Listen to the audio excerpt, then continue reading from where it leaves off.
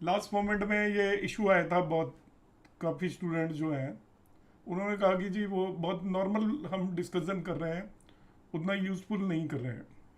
अभी मैं आपको इनिशियली 2-3 क्लासेस के अंदर कुछ अपनी तरफ से कराऊंगा, और फिर हम कमिंग क्लासेस में उन्हीं चीज़ों पर कुछ दिन काम करेंगे। सर्टेन क्लासेस में मैं आपको बताऊंगा कि आपके पास कोई पर्सन आ जाता है। हमारा काम बेसिकली प्रेडिक्शन देना है। जब हम ज्योतिष कर रहे हैं तो हमारा ऑब्जेक्टिव तो प्रेडिक्शन देना ही है। तो हमारे पास यदि कोई पर्सन आ जाता है और वो हमसे आकर कहता है कि भाई मुझे बताइए मेरे साथ आगे क्या होने वाला है, मेरा समय कैसा जाएगा कमिंग पीरियड में, मेरे साथ ये हो सकता है कि नहीं, बच्चों की मैरिज हो सकती है, मेरी नौकरी लग सकती है, तो कौन कौन सी घटनाएं उस व्यक्ति के साथ घटित हो सकती हैं। तो एज ए एस्ट्रोलॉजर हम क्या अप्रोच ले सकते हैं, आप सब अपने अपने तरीके आपने बना रखे होंगे। मैं आपको एक बहुत ही सटीक टेक्निक बताने वाला हूँ, और ये 3-4 स्टेप में होगी। इस टेक्निक में सबसे पहले मैं हाउस एक्टिवेशन की बात करूंगा, फिर मैं दशा की बात करूंगा। और दशा की केवल ये नहीं कि ये वाली दशा चल रही है, दशा के अंदर मैं बात करूंगा कि वो दशा आपको रिजल्ट की क्वालिटी क्या होगी। एक पर्टिकुलर दशा है, सपोज आपके 11th लॉर्ड की दशा है, तो 11वें भाव के रिजल्ट तो वो दे गई, मगर वो रिजल्ट आपके अच्छे मिलेंगे, बुरे मिलेंगे, न्यूट्रल मिलेंगे, किस तरीके के रिजल्ट मिलेंगे वो सबसे इंपॉर्टेंट हो जाता है। क्योंकि हमारे साथ कोई इवेंट हुआ एक अलग बात है, मगर वो इवेंट आपके लिए फेवरेबल होगा या नहीं होगा, ये दो चीजें बड़ी इंपॉर्टेंट रोल प्ले करती हैं। तो उसके अंदर हम दशा जो प्लेनेट है उसका एनालिसिस किस तरीके से करेंगे। फिर थर्ड वन आ जाता है, एक मोटा मोटा बता देंगे कि ये घटना आपके साथ अगले इतने दिनों में घटित हो सकती है, कब कौन सी उनमें से घटना घटने की सबसे ज्यादा संभावना है। इस पर हम तीसरा बात करेंगे। और यही पूरी की पूरी एस्ट्रोलॉजी है, एस्ट्रोलॉजी इसके अलावा कुछ भी नहीं है।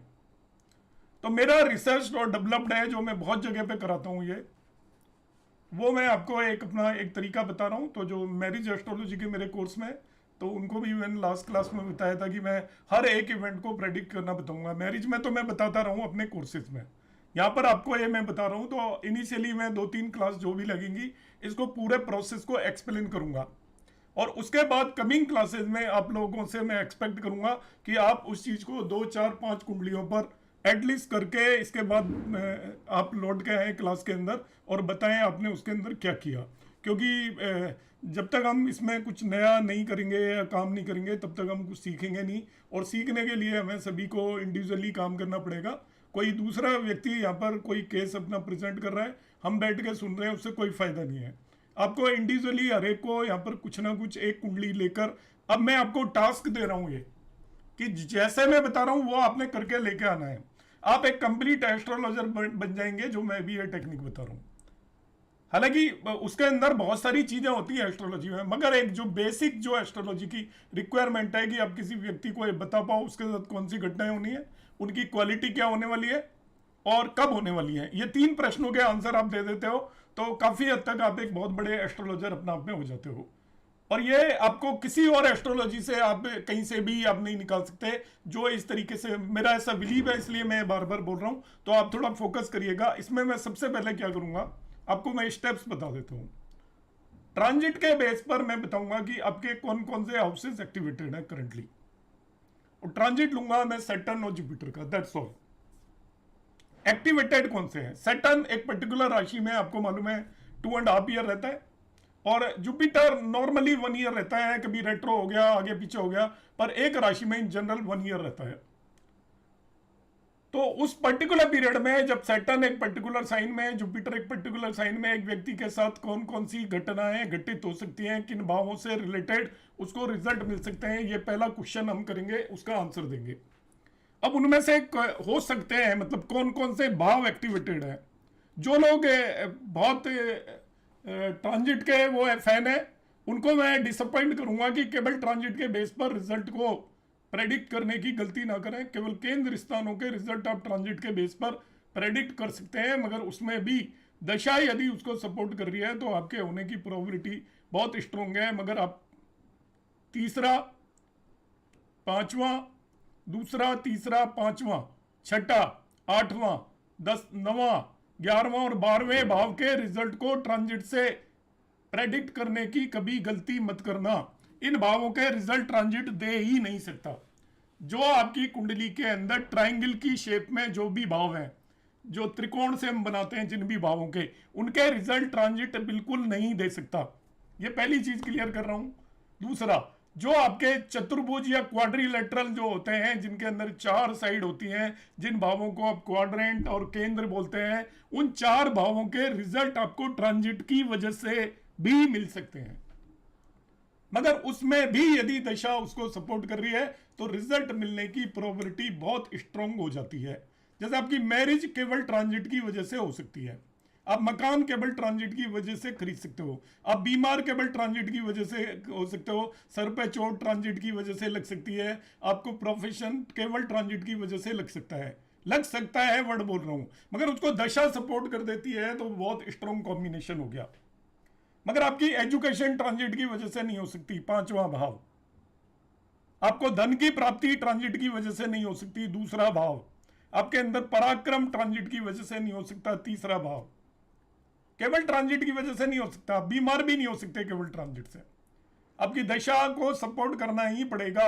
आप फॉरेन नहीं जा सकते, फॉरेन वाला कोई भी भाव ट्रांजिट से नहीं रिलेटेड है। फॉरेन जाओगे 3रा भाव, फॉरेन जाओगे 9वां भाव, फॉरेन जाओगे 12वां भाव, इनमें से किसी भी भाव का ट्रांजिट से लेना देना नहीं। तो जब तक आपकी दशा सपोर्ट नहीं करेगी, इनमें से कोई भी काम नहीं हो सकता। तो यह बेसिक कंसेप्ट आपके माइंड के अंदर बिठा लीजिए, क्योंकि लौट फिर के आते हैं आप में से बहुत सारे लोग केवल दशाओं पे प्रेडिक्शन देते हैं, बहुत सारे लोग ट्रांजिट को पकड़ के ले आते हैं और क्वेश्चन आते हैं मेरे पास 50 तरीके के कि जुपिटर ने अभी राशि बदली जी, बताओ क्या क्या होगा। कुछ नहीं होगा भाई साहब, जुपिटर ने राशि बदली, आप चिंतित ना हो। आपकी कुंडली में वो अलग खेल खेलेगा। यूट्यूब पर जो वीडियोस डालते हैं वो अपना खेल खेल रहे होते हैं, उन्होंने अपने व्यूज लेने होते हैं, आपको ल्योर करना होता है, आपको मिसगाइड करना होता है, इस राशि वाले के साथ होगा, उस राशि वाले। वैसा कुछ भी नहीं होगा, ये आप रेस्ट एश्योर रहिए, क्योंकि आपकी कुंडली का अलग गेम है और वो जो बता रहे हैं वो अलग गेम है। तो हमें अपनी कुंडली पर फोकस करना है। तो ओनली ट्रांजिट का मैं पहले से ये कंसेप्ट क्लियर कर देता हूं, क्योंकि आप जो मेरे से जुड़े हुए हो तो मेरी ड्यूटी बनती है कि मैं आपके मिसकंसेप्शंस को क्लियर करूं। इस चीज को आप लाउडली माइंड में बिठा लीजिए, मतलब स्ट्रांगली, कि ट्रांजिट के बेस पर आप में से जो भी प्रेडिक्शन देता है, जो भी प्रश्न पूछता है कि ये यहाँ पे ट्रांजिट आ गया क्या होगा, कुछ नहीं होगा। आप ट्रांजिट के बेस पर प्रेडिक्शन करना बंद कर दो। वो हल्की लेवल की वो होती है एस्ट्रोलॉजी। जब आपको नॉलेज नहीं है, जो लोग कम एस्ट्रोलॉजी पढ़े लिखे होते हैं, जो ऐसे ही 3 दिन में जो सिखाते हैं ना, जो एस्ट्रोलॉजी कि 3 दिन में आपको एस्ट्रोलॉजर जो बनेंगे, वो उनकी एस्ट्रोलॉजी है ट्रांजिट।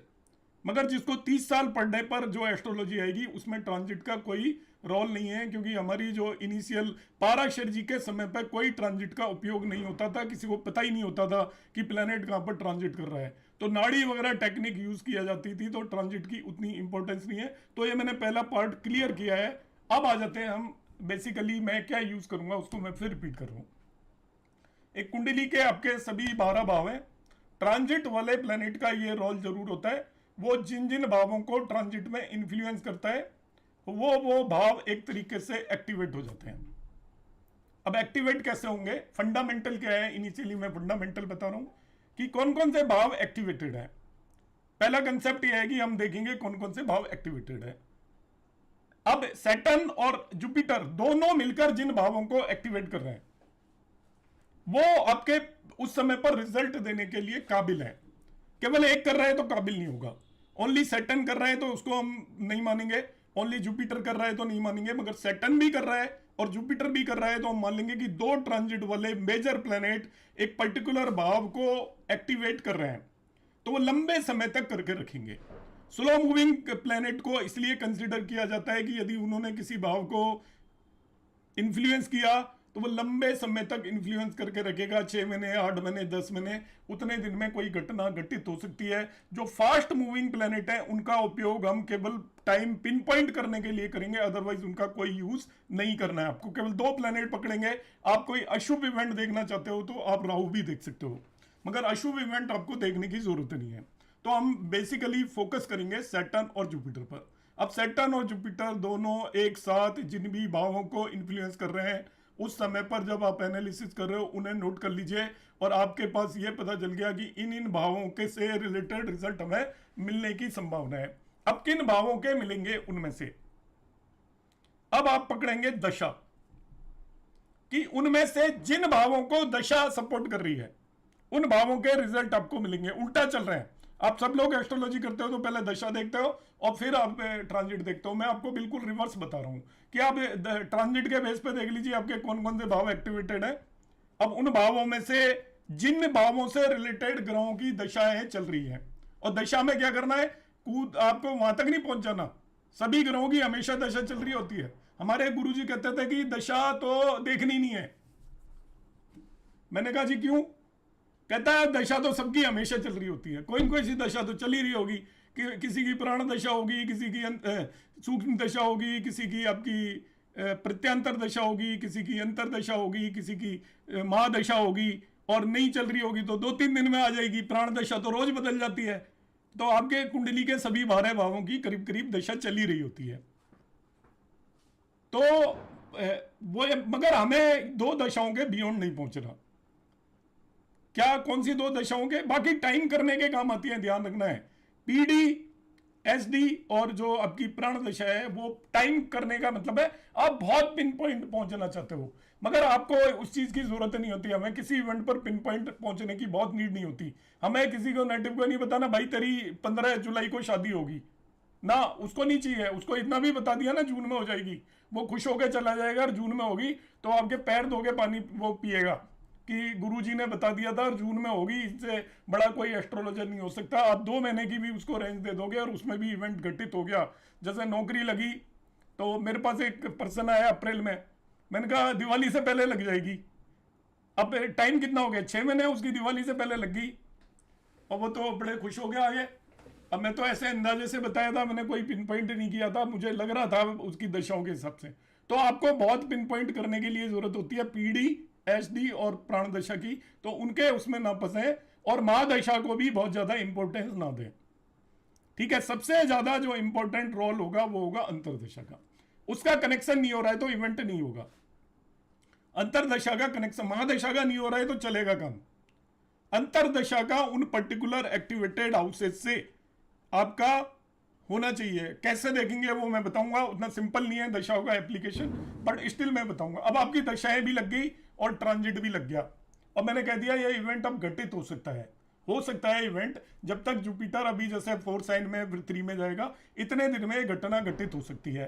तो फिर वही क्वेश्चन आ जाएगा कि जुपिटर तो 5-6 महीने तक या 7-8 महीने तक वहीं पर रहेगा, तो 8 महीने में तो वो सेटिस्फाई नहीं होगा। हम कहेंगे 8 महीने में इवेंट हो जाएगा, वो कहेगा जी इसमें कौन सी बड़ी बात है, 8 महीने में तो कोई भी बोल देगा। अब आपको देखना है फास्ट मूविंग प्लैनेट्स का ट्रांजिट। किनका देखना है? फास्ट मूविंग प्लैनेट्स का।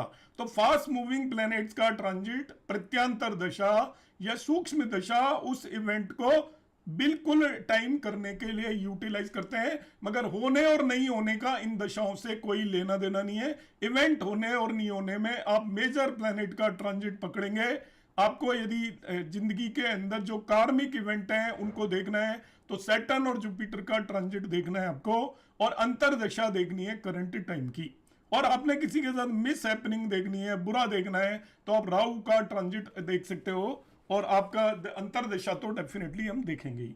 अब कैसे बढ़ेंगे ये मैंने थोड़ा सा आपको एक कॉमन चीज बताई है। अब मैं एक प्रैक्टिकल केस लेकर आपको बताऊंगा कि मेरे पास एक कुंडली आई जिसमें उस पर्सन का, मैं आपके सामने ही लाइव एनालिसिस कर रहा हूं, मैंने देखी भी नहीं है वो अभी। उनकी दशा बदलने वाली है जनवरी में। तो कुछ सर्टेन वो क्वेश्चंस लेकर आए थे, तो वो क्वेश्चंस तो घर मैं यहाँ पर नहीं बताऊंगा, पर उसमें मैं बताऊंगा कि भाई जनवरी में उनकी जब दशा बदलने वाली है उस समय पर अगले 1 साल में 6 महीने में उनके अंदर कौन कौन से उनकी लाइफ के अंदर इवेंट हो सकते हैं, वो मैं आपके सामने यहाँ पर लाइव इसको करूंगा। तो मैं वो कुंडली प्रेजेंट कर रहा हूँ अभी आपके सामने, ये मैं शेयर कर दूंगा आफ्टर क्लास। आपको सबको पता ही है, जो न्यू स्टूडेंट्स हैं उन्हें मैं बता देता हूँ कि हमारी ये जो क्लास हो रही है इसकी रिकॉर्डिंग हो रही है। जो मेरी ये इस ग्रुप में फर्स्ट क्लास है, अभी कंटिन्यूस ग्रुप है मगर ये फिर से नया ग्रुप बना है, इसको मैं यूट्यूब चैनल पर अपने डाल देता हूँ। वो मेरा एडवर्टाइजिंग डिपार्टमेंट है, उसको देखकर लोग मेरे से कनेक्ट होते हैं और आप जैसे सभी स्टूडेंट उसी के थ्रू आते हैं। मेरा और कोई रिसोर्स नहीं है जिससे कि स्टूडेंट मेरे पास आए, ना मैं कोई ऐड करता हूँ ना मेरा कोई और किसी तरीके का कॉन्टैक्ट है। तो एक वीडियो मैं फर्स्ट डालता हूँ हर एक कोर्स का, तो आपको क्या करना है, ये वीडियो आपको भी मिल जाएगा, पीडीएफ भी मिल जाएगा, और हर क्लास में जो भी हमारी क्लास होगी उसकी रिकॉर्डिंग मैं आपको प्रोवाइड करूंगा। एक सेपरेट इंफॉर्मेशन ग्रुप क्रिएट करूंगा, उसमें वो डालूंगा। एक सभी से रिक्वेस्ट है कि आप ऑनेस्ट रहें मेरे साथ।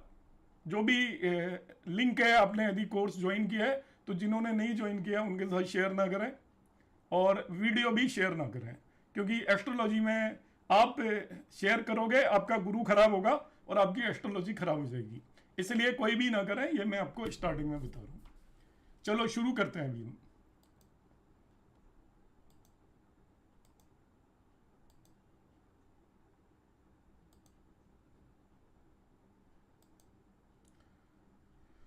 अंडरस्टैंड करिएगा प्रॉपरली। ये एक पर्टिकुलर कुंडली है, बर्थ डिटेल मैंने नोट नहीं की हुई है, मगर यहां पर आप देखोगे इनकी जो दशा चल रही है अभी, सूर्य में वीनस की दशा है, अंतरदशा, और 4 जनवरी 2025 को शुरू हुई थी और ये 5 जनवरी 2026 को खत्म हो जाएगी, और मून की महादशा शुरू हो जाएगी इनकी।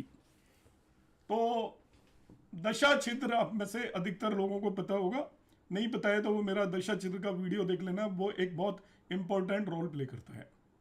क्या रोल प्ले करता है? जब भी आपका मेजर प्लैनेट्स की, मतलब जो लॉन्गर ड्यूरेशन की महादशा किसी भी प्लैनेट की जब भी शुरू होती है, लॉन्गर ड्यूरेशन किसे मानते हैं हम? Venus, moon, Rahu, Jupiter, Saturn, mercury, इन्हें लॉन्गर ड्यूरेशन की दशा मानते हैं।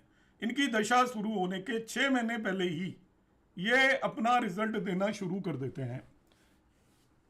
और जो शॉर्टर ड्यूरेशन की जिनकी दशा होती है, कम समय की, वो जैसे आपका हो गया केतु, सन, मार्स, ये अपनी दशा शुरू होने के 3 महीने पहले रिजल्ट देना शुरू कर देते हैं, इनका असर आना शुरू हो जाता है। इसलिए इस पर्टिकुलर एरिया को, किसी भी प्लेनेट की महादशा की आखिरी अंतरदशा को हम दशा छिद्र मानते हैं। अब पूरी आखिरी अंतरदशा को मत मानिए, आपका लास्ट 6 मंथ को आप दशा छिद्र मानिए।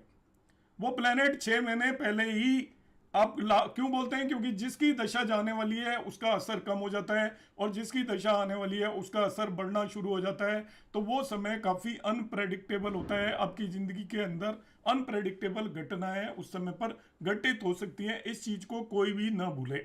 अब इनकी एक्चुअली यहाँ पर मून की दशा शुरू होने वाली है, जनवरी के बाद का प्रश्न था, तो दशा छिद्र को मैंने यूटिलाइज नहीं किया। पहला तो मैं यहाँ पर देखता हूँ 5 जनवरी 2026 को इनके कौन कौन से हाउसेस। अब मैं आपको प्रेडिक्शन सिखा रहा हूँ, फॉलो दिस स्टेप। आपके पास कॉपी पेन है तो आप नोट भी कर सकते हो। यहाँ पर मैं उस तरीके की कोई चीज़ नहीं दूंगा, क्योंकि मैं जनरल बातें आपको बता रहा हूँ, इसलिए मैं रिटर्न में नहीं दे सकता ये चीज़ें। आप नोट कर सकते हो, बाद में वीडियो देख कर लेना, अभी नहीं करना चाहते हो तो इनको 2026 का चिंता थी कि क्या होने वाला है, 26 के बारे में बात कर रहे थे। अब मैं आपको प्रेडिक्शन करना सिखा रहा हूं कि कैसे प्रोसीड करना है। ये इनकी मैंने कुंडली ली और मैंने यहां पर जनवरी 2026 का ट्रांजिट लगाया इस पर। आप ट्रांजिट लगा सकते हो। मैं यहाँ पर पारासेल लाइट यूज कर रहा हूँ, उसके अंदर ट्रांजिट ऑलरेडी होता है, आपको कोई चिंता करने की जरूरत नहीं, आप मैन्युअली भी उसको कर सकते हो। मैंने इनका ट्रांजिट चार्ट बना रखा है उस दिन का, जब इनकी दशा शुरू होगी मून की। तो यहां पर ट्रांजिट चार्ट में मैं देखता हूं इनका जुपिटर 3 साइन के अंदर है और सैटर्न 12 साइन के अंदर है। बस 2 प्लेनेट को मुझे देखना है। अब देखिए इनके कौन कौन से भाव एक्टिवेटेड हैं, ध्यान से समझिएगा। क्या क्या चीजें हमें ध्यान रखनी है, किन किन चीजों को हमें नोट करना है, कौन कौन एक्टिवेटेड है, वो किस तरीके से देखूंगा। देखिए यहीं पर मैं लिखूंगा आपके सामने, सैटर्न किन किन भावों को इन्फ्लुएंस कर रहा है, पहले वो देख लीजिएगा। सैटर्न किन किन भावों को इन्फ्लुएंस कर रहा है? सैटर्न, तो सैटर्न इन्फ्लुएंस, जो ट्रांजिट वाले सैटर्न की बात कर रहा हूं मैं, ट्रांजिट वाला सैटर्न किन किन भावों को इन्फ्लुएंस कर रहा है? तो देखिए लगने पर ट्रांजिट कर रहा है पहला भाव, इसके बाद वो 7वें भाव को देख रहा है, तीसरे भाव को देख रहा है, पहला, 7वां, तीसरा और 10वां, इन चारों भावों को देख रहा है। तो मैंने लिखा सैटर्न 1, 3, 7, 10, इन भावों को सैटर्न इन्फ्लुएंस कर रहा है, भावों को। अब दूसरा मैं क्या देखूंगा, ये किन किन प्लेनेट को इन्फ्लुएंस कर रहा है सैटर्न। ट्रांजिट वाले सैटर्न की बात हो रही है, ध्यान रखना। जो मैं वर्ड बोलूंगा वो ट्रांजिट वाले के लिए होंगे। किन किन प्लेनेट को इन्फ्लुएंस कर रहा है, तो मून और राहु पर ट्रांजिट कर रहा है। तीसरे में कोई है क्या? नहीं है। सातवें में कौन है? केतु है। और 10वें में कौन है? कोई नहीं है। तो किन किन प्लेनेट को इन्फ्लुएंस कर रहा है? तो प्लेनेट को देखा मैंने, किस किस को इन्फ्लुएंस कर रहा है, देखते हैं। देखो,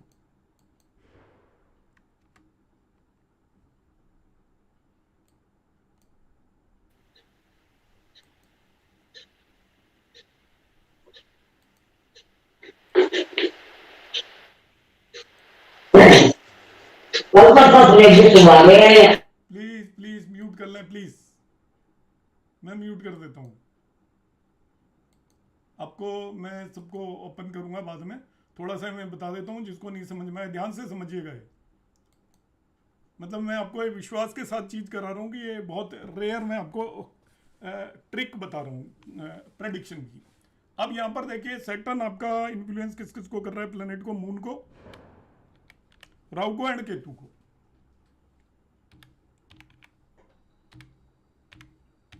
राहु केतु की कोई लॉर्डशिप नहीं होती किसी के, ये किसी भाव के कारक नहीं होते, तो राहु केतु को इंपॉर्टेंस नहीं देंगे हम। आप इंपॉर्टेंस दोगे किसी और प्लेनेट को जिसको वो देख रहा है, राहु केतु के अलावा। अब हमें क्या करना है कि राहु के, मून जिसको इन्फ्लुएंस कर रहा है प्लेनेट, उसकी लॉर्डशिप देखनी है, किस भाव की है आपकी। मून की लॉर्डशिप देखनी है। ये होगा मून, राहु, केतु, मून की लॉर्डशिप देखनी है आपको। मून की, जिस प्लेनेट को, मून क्यों ले रहा हूं? क्योंकि ये मून को इन्फ्लुएंस कर रहा है। मून की लॉर्डशिप देखनी है, तो इस कुंडली के अंदर मून की लॉर्डशिप है 5th हाउस की। 5th हाउस की लॉर्डशिप है आपकी। फिर आपको लेना है कि मून किन भाव का कारक है। कारक देखना है, 1 मिनट रुकिए। 5th हाउस की लॉर्डशिप है, मून किन भावों का कारक है, कारक देखना है अभी हमें। तो आपको पता है ये कारक है मून 4th हाउस का। इतनी चीजें आपको नोट कर लेनी है। ये मैंने नोट की रिगार्डिंग सैटर्न। अब ये की यही बातें मुझे नोट करनी है रिलेटेड टू जुपिटर।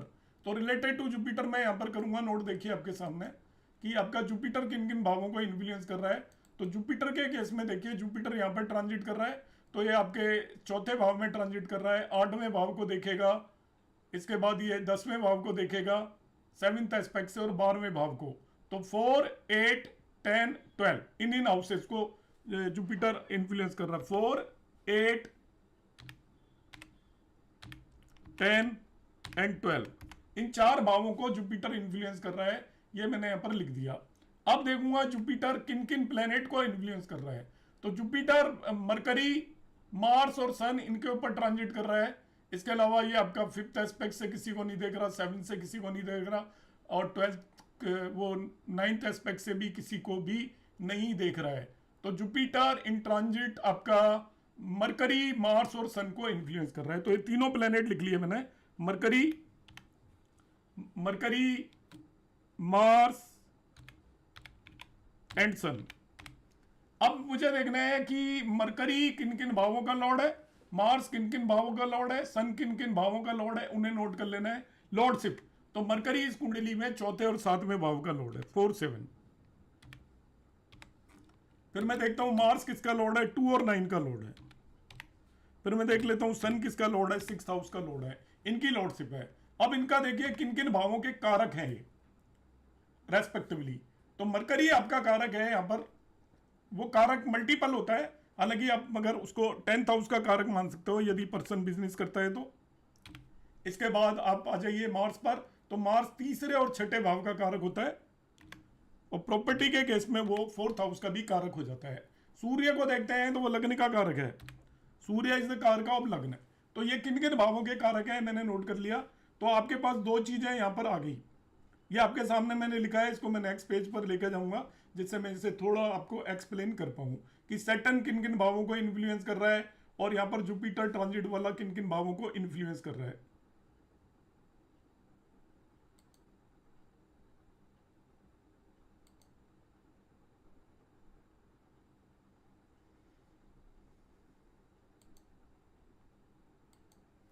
तो सैटर्न को देखते हैं हम।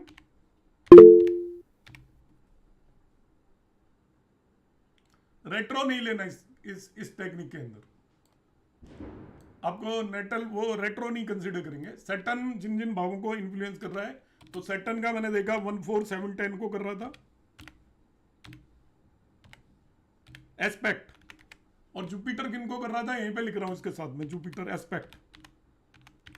जुपिटर एस्पेक्ट कर रहा था आपका 4 में बैठा था, 4, 8, 10, 12। ये हो गया सबसे पहले एस्पेक्ट। अब दूसरे नंबर पे देखूंगा सैटर्न की किन किन को एक्चुअली वो कर रहा है। तो सैटर्न कर रहा है आपका मून, राहु मैंने लिखवा दिया था आपको, केतु। तो मून से कोई लेना देना नहीं है। अब वो राहु केतु से, मून की लॉर्डशिप देख लीजिए, लॉर्डशिप यहां पे 5th हाउस की थी। फिर मैं देखूंगा सैटर्न जुपिटर किस किस को इन्फ्लुएंस कर रहा था। तो जुपिटर कर रहा था मरकरी को, जुपिटर कर रहा था मार्स को, जुपिटर कर रहा था सन को। और इनकी लॉर्डशिप जब मैं लेता हूं तो मरकरी की लॉर्डशिप है 3 और 4 7 की, मार्स की लॉर्डशिप ले ली थी वो थी 2 9 की, और सन की लॉर्डशिप थी 6 की। नेक्स्ट देखूंगा ये किसके कारक हैं। तो यहां पर मून जो कारक है वो 4th हाउस का है।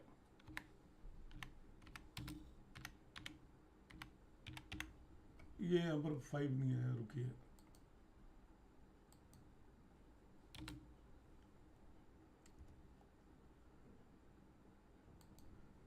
मून कारक 4th हाउस का है। अब देखिए मरकरी कारक किसका है, मरकरी कारक है 10th हाउस का। यदि बिजनेस करता है तो, स्टूडेंट है तो ये माइंड का भी कारक मान सकते हैं उसको। मार्स कारक है आपका 3,6, और सन आपका कारक है लग्न का। ये सब मैंने निकाल लिया सैटर्न और जुपिटर के ट्रांजिट से आपके सामने। अब आपको क्या करना है कि इन दोनों में कौन कौन से हाउसेस कॉमन है वो नोट कर लीजिए। जो हाउस यहां पर भी आ रहा है यहां पर भी आ रहा है उन्हें नोट करना है आपको दोनों में। तो देखिए सबसे पहले मैं शुरू करूंगा नंबर काउंट करके 1 से, जिससे कोई छूटे ना। तो 1 देखिए यहां पर है, इसमें 1 है क्या कहीं, इसमें 1 आ रहा है, तो 1 दोनों में आ रहा है, तो फर्स्ट हाउस एक्टिवेट हो गया इसका। इसके बाद देखूंगा 2, तो 2 यहां पर मिसिंग है। देखिए इसमें सैटर्न के हिस्से में कहीं भी 2 नहीं आ रहा, तो इधर देखने की जरूरत नहीं है क्योंकि दोनों जगह पर जो होगा वही देखेंगे। अब देखेंगे 3, तो सैटर्न के हिस्से में 3 नहीं आ रहा, तो यहां पर देखने की आपको नीड नहीं है, आ भी रहा हो तो। अब देखते हैं 4 यहां पर आ रहा है, 4 2 बार आ रहा है यहां पर, और इधर भी 4 2 बार आ रहा है। तो 4 आ रहा है 2 टाइम्स, 4 मैं इसको लिख रहा हूं 2 टाइम्स बोथ साइड।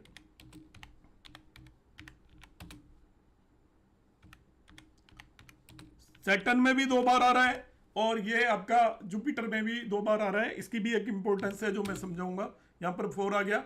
अब इसके बाद आ जाते हैं हम 5 आ रहा है क्या, देखिए इधर भी 5 है और यहां है क्या 5, इसके अंदर 5 नहीं है, 5 छोड़ दीजिए।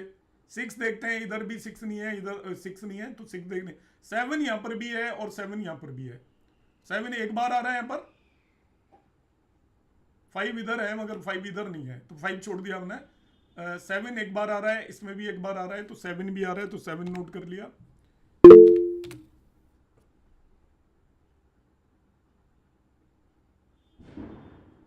जी मैम।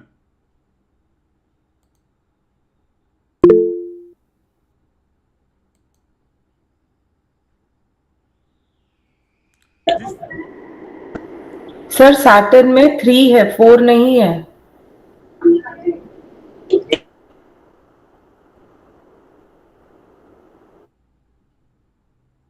सैटर्न में 3 है, अच्छा ठीक है, ठीक है, तो 3 भी आ गया एक तरीके से।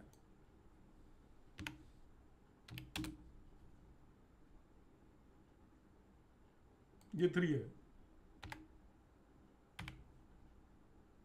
दोनों में 3 भी आ गया। 4 1 टाइम आ रहा है, इसका मतलब इसमें यहां पर 2 बार है, कोई बात नहीं, तो 4 को लिख लेता हूं मैं।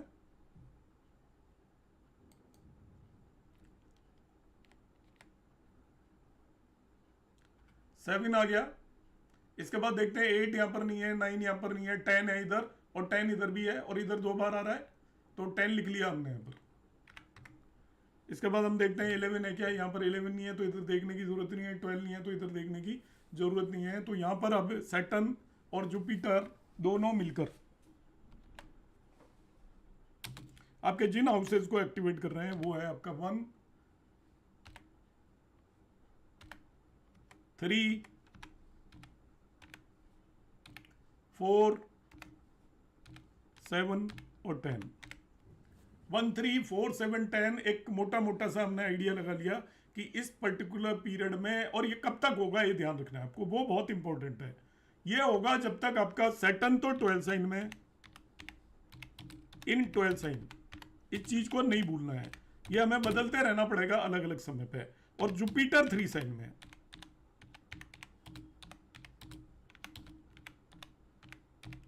जब तक जुपिटर 3 साइन में, सॉरी उस समय पर शायद जुपिटर ट्रांजिट में 4 साइन में चला जाएगा। एक मिनट में देखता हूं, रुकिए।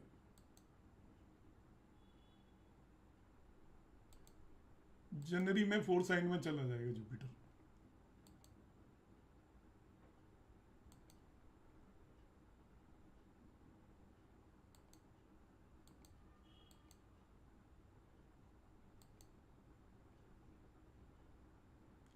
थ्री साइन में है ये आपका जुपिटर इन ट्रांजिट। यस, कोई बात नहीं, ये 30 मई तक है। और इसके बाद ये जून में 4 साइन में चला जाएगा जुपिटर, कोई बात नहीं, 30 मई तक है। तो जुपिटर इन 3 साइन कब तक है? अराउंड 30 तक मई तक है, और एक दो दिन आगे पीछे हो सकता है, अंदाजे से लिखा हुआ मैंने 30 मई। तो अब आपको इस पर्टिकुलर पर्सन के बारे में जब हमें प्रेडिक्शन देनी है तो हम ये मानकर चलेंगे इसको जो मेनली रिजल्ट मिल सकते हैं, अभी सकते वर्ड बोल रहा हूं मैं, पहले, तीसरे, चौथे, 7वें और 10वें भाव के रिजल्ट इसको मिलेंगे।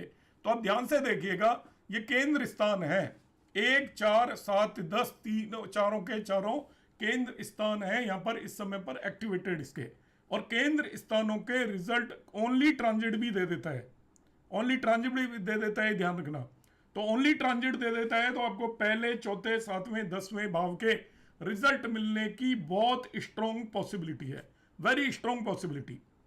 स्ट्रॉन्ग इसलिए है क्योंकि इसमें जो भी रिजल्ट यहाँ पर आपके सामने मैंने देखा कि सैटर्न किन किन हाउसेज को एक्टिवेट करना है, उसमें 3 पैरामीटर लेने हैं। और ये मैं आपको बता देता हूँ, और कोई आप में कहेगा कोई जो कारक है वो किसी को एस्पेक्ट कर रहा है, वो उसी को कंजक्ट करना है, वो कुछ भी नहीं लेना है आपको जो मैंने बताया स्ट्रॉन्ग जो कॉम्बिनेशंस हैं वो यही है, ठीक है। एस्पेक्ट वगैरह काफी वीक हो जाता है, आपको केवल ये ध्यान रखना है कोई भी प्लेनेट जो स्ट्रांगली रिजल्ट देता है, किसी भी प्लेनेट की जब दशा होती है, ध्यान रखिएगा हमने उन्हीं चीजों को कंसीडर किया है। सबसे स्ट्रांग रिजल्ट देता है वो खुद के अपने कारकत के, दूसरे नंबर पर आते हैं उसके लॉर्डशिप के, और तीसरे आते हैं उसके कार का भाव के, जिन भावों का वो कारक है और जिन कामों का कारक है।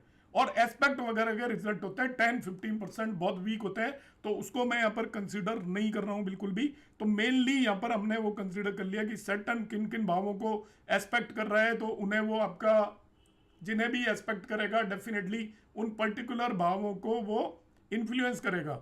दूसरे नंबर पर वो जिस भी प्लेनेट को एस्पेक्ट करेगा वो प्लेनेट भी एक्टिवेट हो गया। अब वो प्लेनेट एक्टिवेट हो गया तो क्या एक्टिवेट हुआ, वो हाउसेज जिनका लॉर्ड वो है और वो हाउसेज जिनका कारक वो है। तो इस कंसेप्ट पर बेस्ड हमने, ये बिल्कुल फंडामेंटल कंसेप्ट है, बिल्कुल क्लियर, जिसके अंदर कोई इफ एंड बट नहीं है। तो यहां पर हमने वो हाउसेज निकाल लिए। अब देखिए सैटर्न और जुपिटर कॉमन वे में सैटर्न जिन जिन हाउसेज को एक्टिवेट कर रहा है वो यहां पर आए 1, 3, 7, 10, 4, 5, और इसके अलावा ये आपका जुपिटर जिन जिन को भी कर रहा है 4 2 बार, ये यहाँ पर 4 आ रहा है। जुपिटर जिनको भी कर रहा है उन्हें भी हमने नोट कर लिया। इन दोनों में जो भी कॉमन हाउसेज हैं वो ले लिया। यहाँ पर जो हाउसेज आपके एक से ज्यादा बार आ रहे हैं, डबल आ रहे हैं, वो आपके मोर एक्टिवेटेड होंगे, उनके रिजल्ट मिलने की और ज्यादा पॉसिबिलिटी होगी। और ये हम इसको प्रेडिक्शन कब तक देंगे, ये हाउसेज किस समय तक एक्टिवेटेड है, ओनली अप टू 30 मई। 30 मई के बाद इसकी स्थिति बदल जाएगी व्यक्ति की। 30 मई के बाद देखिए अभी आपको रिजल्ट किनके मिलते नजर आ रहे हैं, 1, 3, 4, 7, 10। अभी इनके मिलेंगे या नहीं मिलेंगे ये मैं अभी बाद में बताऊंगा। अभी मैं पहला पार्ट आपको क्लियर करने की कोशिश कर रहा हूं कि हमने एक्टिवेटेड हाउसेस, इनको मैं नाम दे देता हूं, these are activated houses. Current situation में ये हाउसेस एक्टिवेटेड है। अब एक और एग्जांपल लेते हैं हम।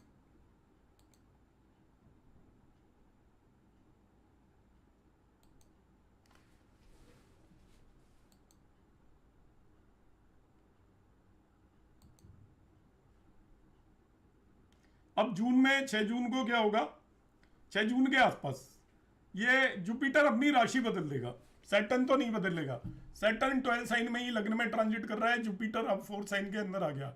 इस टेक्निक के अंदर आपको रेट्रोगेट नहीं कंसीडर करना है, ये मैं पहले से क्लियर कर देता हूं। रेट्रोगेट कंसीडर करेंगे तो वो पूरा गड़बड़ हो जाएगा, यहां पर हम डायरेक्ट ही कंसीडर करेंगे। अब देखिए यहाँ पर ये आपका, अब देख लेते हैं, अब ये बदल, जैसे ही किसी प्लेनेट ने इन दोनों में से राशि परिवर्तित की तो आपके जो रिजल्ट जिन भावों के मिल रहे हैं वो आपके चेंज हो जाएंगे, केवल दशा पर निर्भर नहीं कर रहा है। देखिए ट्रांजिट के बेस पर अब मैं यहाँ पर एक्टिवेशन देखता हूँ किस किस का हो रहा है इस पर्टिकुलर केस में। तो सैटर्न तो नहीं करेगा, कोई बदलाव नहीं हुआ। तो सैटर्न के हाउसेज नहीं लिख रहा मैं, जुपिटर के हाउसेज बदल के देखिए जुपिटर किन किन को कर रहा है। तो जुपिटर अब यहां पर इन्फ्लुएंस कर रहा है 5th हाउस, 5वां भाव, एस्पेक्ट कर रहा है 1 2 3 4 5, 9वां भाव 5 9, फिर सैटर्न आपका करेगा, लग्न को भी करेगा, और इसके बाद 7th एस्पेक्ट से 11वां भाव। अब ये कुछ और ही स्थिति है, शनि जी ने भी कर रहा है। देखिए सब नोटों वाले भाव हैं, 5 9 11 1, सब धन भाव है टोटली। 5 9 11 एंड 1, लक्ष्मी स्थान आ गए तीनों के तीनों, त्रिकोण आ गए, और 11वां भाव और आ गया। और यहाँ पर इसके बाद देखते हैं किन किन प्लेनेट को इन्फ्लुएंस कर रहा है। तो प्लेनेट को एक 5th हाउस में वीनस के ऊपर ट्रांजिट कर रहा है, तो वीनस को इन्फ्लुएंस कर रहा है। इसके बाद हम देखते हैं 1 2 3 4 5, 5th में कोई नहीं है, 6 7 8 9 में, 7 में कोई नहीं है, और 9 में मून एंड राहु है। तो राहु को तो भूल जाओ, मून ले लो आप। तो ये 2 प्लेनेट को इन्फ्लुएंस कर रहा है, वीनस एंड मून। अब वीनस किन किन भावों का सबसे पहले ले लेते हैं लॉर्ड। तो इस कुंडली में वीनस लॉर्ड है 3rd एंड 8th हाउस, तो 3,8 लिख दिया हमने। इसके बाद हमने मून लिख लिया, वो कॉमन लॉर्ड है 5th हाउस का, तो 5 लिख दिया यहाँ पर। Moon is Lord of 5th house, तो 3 8 5 हो गया। देख लेते हैं वीनस कारक किसका है। तो वीनस 7th हाउस का कारक है, और मून किसका कारक है आपका, 4th हाउस का कारक है।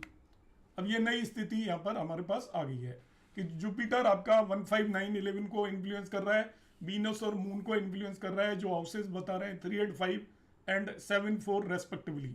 तो यहां पर अब मैं फिर से लेता हूं अब क्या होने वाला है। देखिए सैटर्न पकड़ा हमने, तो सैटर्न के हाउसेज लिख रहा हूं मैं सीधा ही, वो आपके है 1 3 7 10। मून के ऊपर ट्रांजिट कर रहा है, तो मून 4th हाउस का कारक है और 5th का लॉर्ड है। इन्हीं हाउसेस को आपका सैटर्न इन्फ्लुएंस कर रहा है। अब आ जाते हैं हम जुपिटर पर। तो जुपिटर आपका 1 5 9 11 हाउस को इन्फ्लुएंस कर रहा है। जुपिटर मून और वीनस को एस्पेक्ट कर रहा है, तो मून लॉर्ड है आपका 5th का, वीनस लॉर्ड है आपका 3 एंड 8 का। ये हमने नोट कर लिया। 5 इसका की खराब हो रही है 5। इसके बाद हम आ जाते हैं कि आपका मून कारक है आपका 4th हाउस का, और ये वीनस कारक है 7th हाउस का। सैटर्न और वीनस में अब कंबाइन हम कॉमन ले लेते हैं। देखिए क्या पिक्चर बदलती है 6 महीने के बाद, बेस्ड ऑन द ट्रांजिट। दशाओं का भी अपने आप में असर होगा, वो हम डिस्कस करेंगे अभी लेटर ऑन। तो अब यहाँ पर जो हाउसेज आपके एक्टिवेटेड आए, दोनों के अंदर 1 आ रहा है, तो 1 एक्टिवेटेड है आपका डेफिनेटली। 2 आ रहा है क्या, 2 नहीं आ रहा। 3 आ रहा है, तो दोनों में 3 आ रहा है, 3 भी एक्टिवेटेड है। 4 आ रहा है क्या दोनों में, यस 4 भी आ रहा है, 4 एक्टिवेटेड है। 5 आ रहा है क्या दोनों में, यस 5 भी आ रहा है, 5 भी एक्टिवेटेड है। 6 आ रहा है क्या दोनों में, नहीं 6 सैटर्न में नहीं है। 7 दोनों में आ रहा है, तो 7 भी एक्टिवेटेड है। 8 आ रहा है क्या, 8 नहीं आ रहा। 9 भी नहीं आ रहा, 10 भी नहीं आ रहा, 11 भी नहीं आ रहा, 12 भी नहीं आ रहा। अब यहां पर देखिए बिल्कुल पिक्चर आपकी कंप्लीटली बदल चुकी है। पिक्चर क्या बदल चुकी है, वहां पर आपको रिजल्ट मिल रहे थे 1 3 4 7 10 के और 3 के। यहां पर आपका 1 3 1 4 7 तो एज इट इज है। अब आपको एडिशनली यहां पर 5th हाउस के रिजल्ट मिलना शुरू हो जाएंगे इस पर्टिकुलर टाइम पर, और दशा और अंतरदशा होगी, उसके बेसिस पर हम यहां पर और भी प्रेडिक्ट कर पाएंगे। तो देखिए सेकंड केस में 1 3 4 5 7 आ रहा है, फर्स्ट केस में आ रहा था आपका 1 3 4 7 एंड 10। ये थे अप टू मान लीजिए 30th में, डेट आगे पीछे हो सकती है एक। और ये आपको जो रिजल्ट मिल रहे हैं, ये मिल रहे हैं आफ्टर 30th में। ये आपके हाउसेस एक्टिवेटेड है 1 3 4 5 7 आफ्टर 30th मई मीन जून ऑनवर्ड्स 2026, और ये हमारे पास है अप टू मई 2026। अब ये साल भर कवर हो जाएगा इसके अंदर, क्योंकि जब तक जुपिटर, सैटर्न ने भी राशि नहीं परिवर्तित करनी 226 में, और जुपिटर भी अब नहीं करेगा। 5 में जाएगा, हम देख लेंगे जब जाएगा उस समय पर देखेंगे। जब ये 4 में है तब तक ऐसा रहने वाला है। जैसे ही इनमें से कोई भी आपका राशि परिवर्तित करेगा तब आपको उसको डेफिनेटली, हाँ ठीक है, राशि परिवर्तित करेगा, ये टेबल फिर बदलनी पड़ेगी। हाउसेस का एक्टिवेशन आपका लगातार बदल जाएगा। आपके पास कोई भी कुंडली आती है, आप ये इसको करें, क्यों हमने इस ग्रुप का नाम, हमारा रिसर्च ग्रुप है, आप करें, इसके बाद आप पाएंगे कि ये एक बहुत ही एक ब्यूटीफुल कंसेप्ट है। अब यहाँ पर एक आधा काम हो गया हमारा, हमने ट्रांजिट के बेस पर ये देख लिया कि 30 मई तक आपको इन भावों के रिजल्ट मिलने वाले हैं, 1, 3, 4, 5, 7। आप सब जानते होंगे आपकी लाइफ के जितने भी मेजर इवेंट होते हैं, जितने भी मेजर इवेंट होते हैं, आप किसी भी महान गुरु को पढ़ लीजिए, बी रमन हो या आपका CS पटेल हो, आयंगर सर हो या आपका केन राव हो, जो भी महान गुरु हैं आप उन्हें उठा के देखिएगा। उनकी बुक्स के अंदर आपको जो भी कॉम्बिनेशंस हैं उनके अंदर वो जो मेजर इवेंट में सैटर्न और जुपिटर के ट्रांजिट को इंपॉर्टेंस देते हैं कि सैटर्न इन्फ्लुएंस करे उस पर्टिकुलर चीज को, जुपिटर इन्फ्लुएंस करे। आपने मैरिज सुनी होगी, तो मैरिज के केस में हम क्या करते हैं, डबल ट्रांजिट यूज करते हैं, मगर डबल ट्रांजिट अधूरा यूज करते हैं। हम 7th हाउस, 7th लॉर्ड, लग्न और लग्न लॉर्ड पर देख लेते हैं जुपिटर और सैटर्न दोनों इन्फ्लुएंस कर रहे हो। ऐसे ही संतान प्राप्ति के आपने कॉम्बिनेशन देखे होंगे, 444 ट्रांजिट यूज करते हैं, मगर जुपिटर और सैटर्न उसके अंदर डेफिनेटली यूज होता है। इसी तरीके से जब भी हम प्रोफेशन या नौकरी के लिए देखते हैं तभी भी उसमें जुपिटर और सैटर्न को हम यूज करते हैं कि दोनों ट्रांजिट में उस पर्टिकुलर भाव को इन्फ्लुएंस कर रहा हो। तो हमने यहाँ पर ये पहले ही एडवांस में निकाल लिया कि दोनों किन किन भावों को इन्फ्लुएंस कर रहे हैं इस समय पर, तो उन्हें आप बोल सकते हो this is a kind of activation technique. दशा से भी एक्टिवेट होते हैं और हाउसेस से भी एक्टिवेट होते हैं। तो पहले स्टेप में हमने वो पता कर लिया कि किसी व्यक्ति के कौन कौन से हाउसेस एक्टिवेटेड है।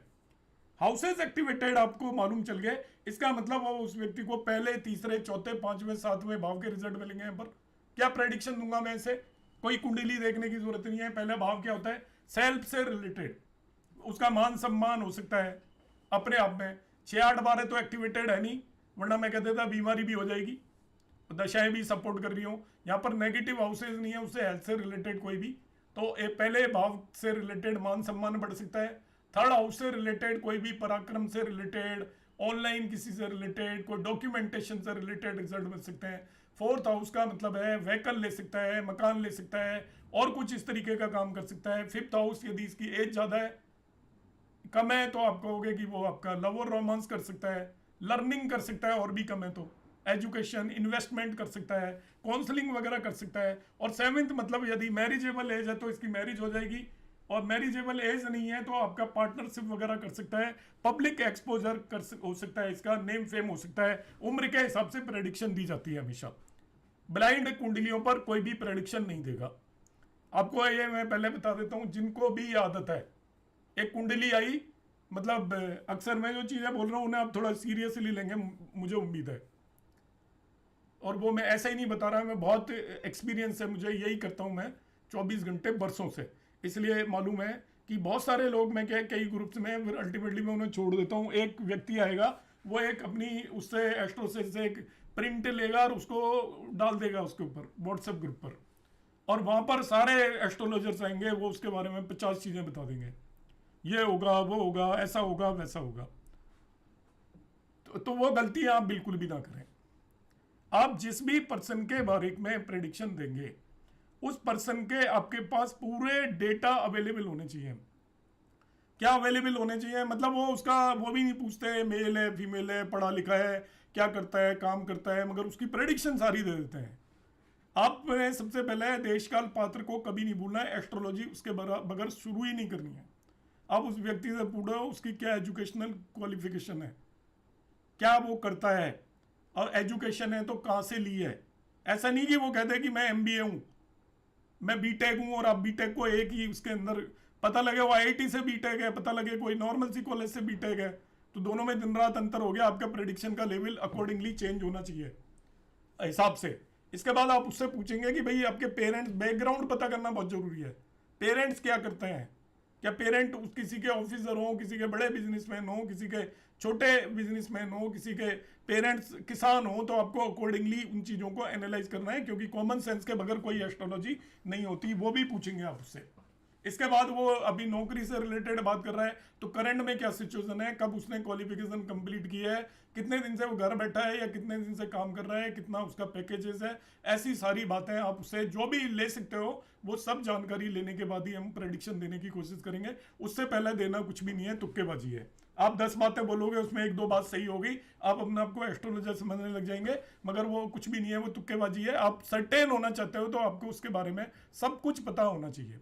मैरिज के लिए आएगा तो आप कोशिश करें कि पेरेंट्स की बजाय जिसकी मैरिज है उससे बात करें, उससे पूछें आपके कोई पास्ट रिलेशनशिप है, करंट कोई अफेयर चल रहे हैं, आप मैरिज करना भी चाहते हो, नहीं करना चाहते हो, पहले रहे हैं, पता लगे वो ऑलरेडी किसी से काफ़ी रिलेशनशिप में रहा हो, आप उसकी फर्स्ट मैरिज देख रहे हो, देखनी आपको दूसरी चाहिए, तो आपकी प्रेडिक्शन अपने आप में गलत हो जाएगी। इसलिए देश काल पात्र इंपॉर्टेंट होता है। कोई व्यक्ति आपको नौकरी से रिलेटेड पूछ रहा है, तो आपने जब तक जानकारी नहीं ली तो कैसे प्रेडिक्ट करोगे? आपको पता होना चाहिए उसकी पहली नौकरी है, दूसरी नौकरी है या कौन सी नौकरी है, तो अकॉर्डिंगली तो आप कुंडली को एनालाइज करोगे। चाइल्ड बर्थ देखना है तो ये थोड़ी है कि धड़ल्ले से बताना शुरू कर दिया। अब उसे बैकग्राउंड लोगे, भाई पहले मिसकैरेज तो नहीं हो गया, या आपको क्यों नहीं हो रहा, कंसीव नहीं हो पा रहा, आपने कोई मेडिकल टेस्ट वगैरह किया है, डॉक्टर से बात की है, तभी तो आप प्रेडिक्शन दोगे। ये नहीं कि हम खुलेआम शुरू हो जाए, बिकॉज आप अपने आप को प्रूव जहाँ करने लगोगे कि आप एक बेटर एस्ट्रोलॉजर हैं, वहाँ आप फंस गए, मतलब आप गलत रास्ते पर चले गए। तो हमें गलत रास्ते पर नहीं जाना है। तो अब यहाँ पर जैसे मैं कह रहा हूँ कि इसका 30 मई तक, आफ्टर 30 मई इन भावों से रिलेटेड रिजल्ट मिल रहे हैं। इसमें यदि आप में से किसी को डाउट हो, जो मैंने अभी तक एक पार्ट बताया है, दिस इज पार्ट 1 ऑफ कुंडली एनालिसिस, किस तरीके से आपको प्रेडिक्शन देनी है। इसमें यदि किसी को डाउट है तो प्लीज रेज योर हैंड्स।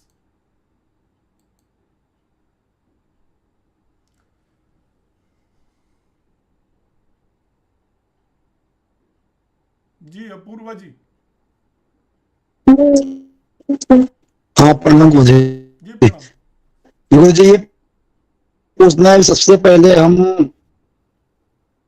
पहले मतलब कि हम जातक का लग्न कुंडली देखेंगे कि गुरु शनि कहाँ बैठे हैं और कहाँ दृष्टि डाल रहे हैं। फिर यही चीज हम गोचर में भी देखेंगे कि गोचर में जो है जातक का गुरु शनि किस भाव में बैठे हैं और कहाँ दृष्टि डाल रहे हैं। फिर हम ये कारक लेंगे, तो उसके आधार पर फिर आगे प्रेडिक्शन करेंगे ना।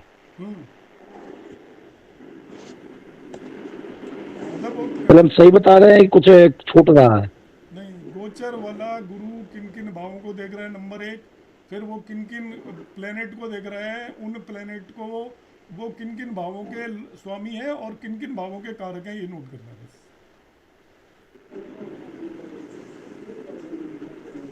चिट्ठी भी यही पूछना था। और किसी का कोई डाउट नहीं है? तो क्या इसमें सूद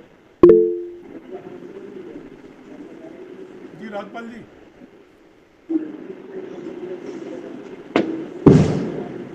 राजपाल जी। सर नमस्कार। हाँ नमस्कार। सर अब जी इसमें एक्टिवेशन हुआ था, उसमें राहु और केतु को हमने इसलिए नहीं लिया कि उनकी लॉर्डशिप नहीं है। हाँ, कारक तत्व नहीं है, लॉर्डशिप भी नहीं है। लेकिन वो एक्टिव तो होंगे, वो कुछ ना कुछ तो देंगे। नहीं वो ठीक है, उनकी दशा होगी तो हम ले लेंगे, अदरवाइज कुछ नहीं देंगे। दशा अगर है तो क्या लेंगे, उसका सिग्निफिकेशन से लेंगे खाली? दशा होगी तो हम देख लेंगे कि वो पर्टिकुलर आ रहे हैं कि नहीं, उसमें दशा के बगैर उन्हें नहीं देखना। ठीक है सर। और जब आपने भाव ले लिया है ना, अपना आपने भाव तो ले लिया है ना हमने, हाँ तो दशा यदि राहु और केतु से रिलेटेड आ रही है तब हम राहु केतु पे फोकस करेंगे, अदरवाइज नहीं करेंगे। तो नेचुरल सिग्निफिकेशन ले सकते हैं उस दशा में तो? दशा है तब तो नेचुरल सिग्निफिकेशन लेंगे। ठीक है sir, thank you. Balram ji. Sir Jairam ji की, जयराम ये लगन 4 से लेंगे या चरित्र को भी इम्पोर्टेंस देनी है इसमें, और डिग्री को भी? केवल आगे पीछे ये स्किप कर जाते हैं। नहीं, केवल लगन चार्ट। अगर 2 की डिग्री का हो, कितनी भी डिग्री का, जुपिटर या सैटर्न, कितनी भी डिग्री का हो, जो ट्रांजिट वाला प्लेनेट भाव को नहीं एक्टिवेट करता, वो राशि को करता है। राशि नहीं बदलती नहीं नहीं जैसे पे भी। ठीक है। जो नहीं ट्रांजिट वाला प्लेनेट एक राशि में ट्रांजिट करता है, दूसरी राशि को देखता है, ना कि भाव को। भाव तो हम बोल देते हैं, मगर वो राशि टू राशि होता है। जी नीलम जी। Thank you. हाँ सर, कोई यदि आए कि 2-3 महीने में मेरा कुछ जॉब में गड़बड़ होने वाला है, ऐसे एंटिसिपेशन है, तो क्या पीडी को भी इसी तरह देख सकते हैं? पीढ़ी पे दशा पे अभी मत पीडी। सोचो, मैं केवल ट्रांजिट बता रहा हूँ आपको। Okay okay sir. दशा तो मैं अभी बताऊंगा आपको, दशा किस तरीके से देखनी है। इसमें आपको हाउसेस किसी को नहीं पता लगे हो तो आप बताइए। अब मैं इसका सेकंड स्टेप बता रहा हूँ। पहला स्टेप मैंने आपको बता दिया कि हम किस तरीके से चेक कर सकते हैं कि उसके करंट सिचुएशन में कौन कौन से हाउसेस एक्टिवेटेड है। अब आते हैं हम दशाओं को किस तरीके से एनालिसिस करना है, किस तरीके से देखना है। तो दशा का थोड़ा सा टॉपिक है कॉम्प्लिकेटेड, तो हमें उसके लिए दशाओं की जानकारी होनी चाहिए कि दशाओं को हम किस तरीके से इंटरप्रेट करें।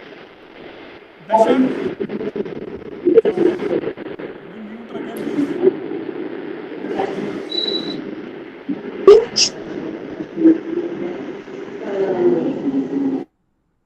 चलो मैंने सबको म्यूट कर दिया।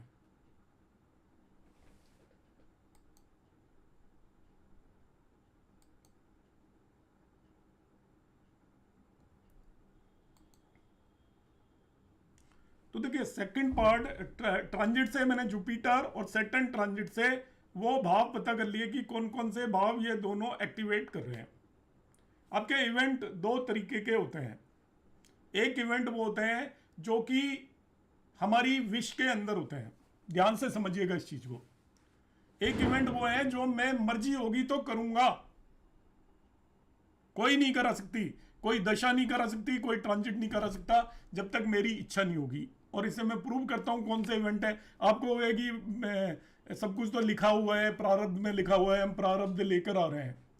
प्रारब्ध हमें दशाएं हमारी एक पर्टिकुलर इवेंट के होने की पॉसिबिलिटी को बताती हैं, मगर ईश्वर ने हमें अपनी फ्री विल भी दी हुई है। फ्री विल वो है जो आप ऐसे कुछ काम है जो आप अपनी इच्छा से कर सकते हैं, वो आपकी इच्छा के अनुसार, आपके कर्मों के अनुसार घटित होंगे। इस चीज को माइंड में बिठा लीजिए। और कुछ ऐसे इवेंट हैं जो आपकी इच्छा के हिसाब से नहीं होंगे। इन दोनों को बाइफरकेट करिए जब भी प्रेडिक्शन देना चाहते हो, और इन चीजों को सिंसियरली लीजिए, क्योंकि मैं आपको बताऊंगा आप बाद में कुंडली लेकर आओगे, अपने तरीके से करोगे तो आपको कोई फायदा नहीं होगा, ये आपको कोई बातें बताएगा भी नहीं। पहली बात, मैरिज की प्रेडिक्शन कोई भी एस्ट्रोलॉजर दुनिया में दे नहीं सकता। क्यों नहीं दे सकता ये बता रहा हूं मैं। और मैं दूसरी तरफ ये भी कहता हूं कि मेरे से एक्यूरेट नहीं दे सकता कोई। क्यों नहीं दे सकता उसका रीजन मैं बता रहा हूं। मैरिज जब तक आप देश काल पात्र को एनालाइज नहीं करोगे, मैरिज आपकी फ्री विल पे डिपेंड करती है, वो व्यक्ति की इच्छा पर डिपेंड करती है, वो करेगा या नहीं करेगा। कोई भी प्लेनेट नहीं करा सकते मैरिज, क्योंकि ये फ्री विल का हिस्सा है। मैं चाहूंगा मैरिज करूंगा, चाहूंगा तो नहीं करूंगा। तो इसका मैं आपको प्रूफ देता हूं कि आज से 50 या 60 साल पहले घर वाले सभी की मैरिज कर देते थे। 15, 16, 17 साल की उम्र के अंदर कोई भी रिश्ता लेकर आ जाता था, ना कोई लड़का देखता था ना लड़की देखते थे। रिश्ता लेकर आ गया तो उसे लौटाने की रीत नहीं थी, आ गया तो हो गया रिश्ता, हो गई मैरिज 15 साल की उम्र में।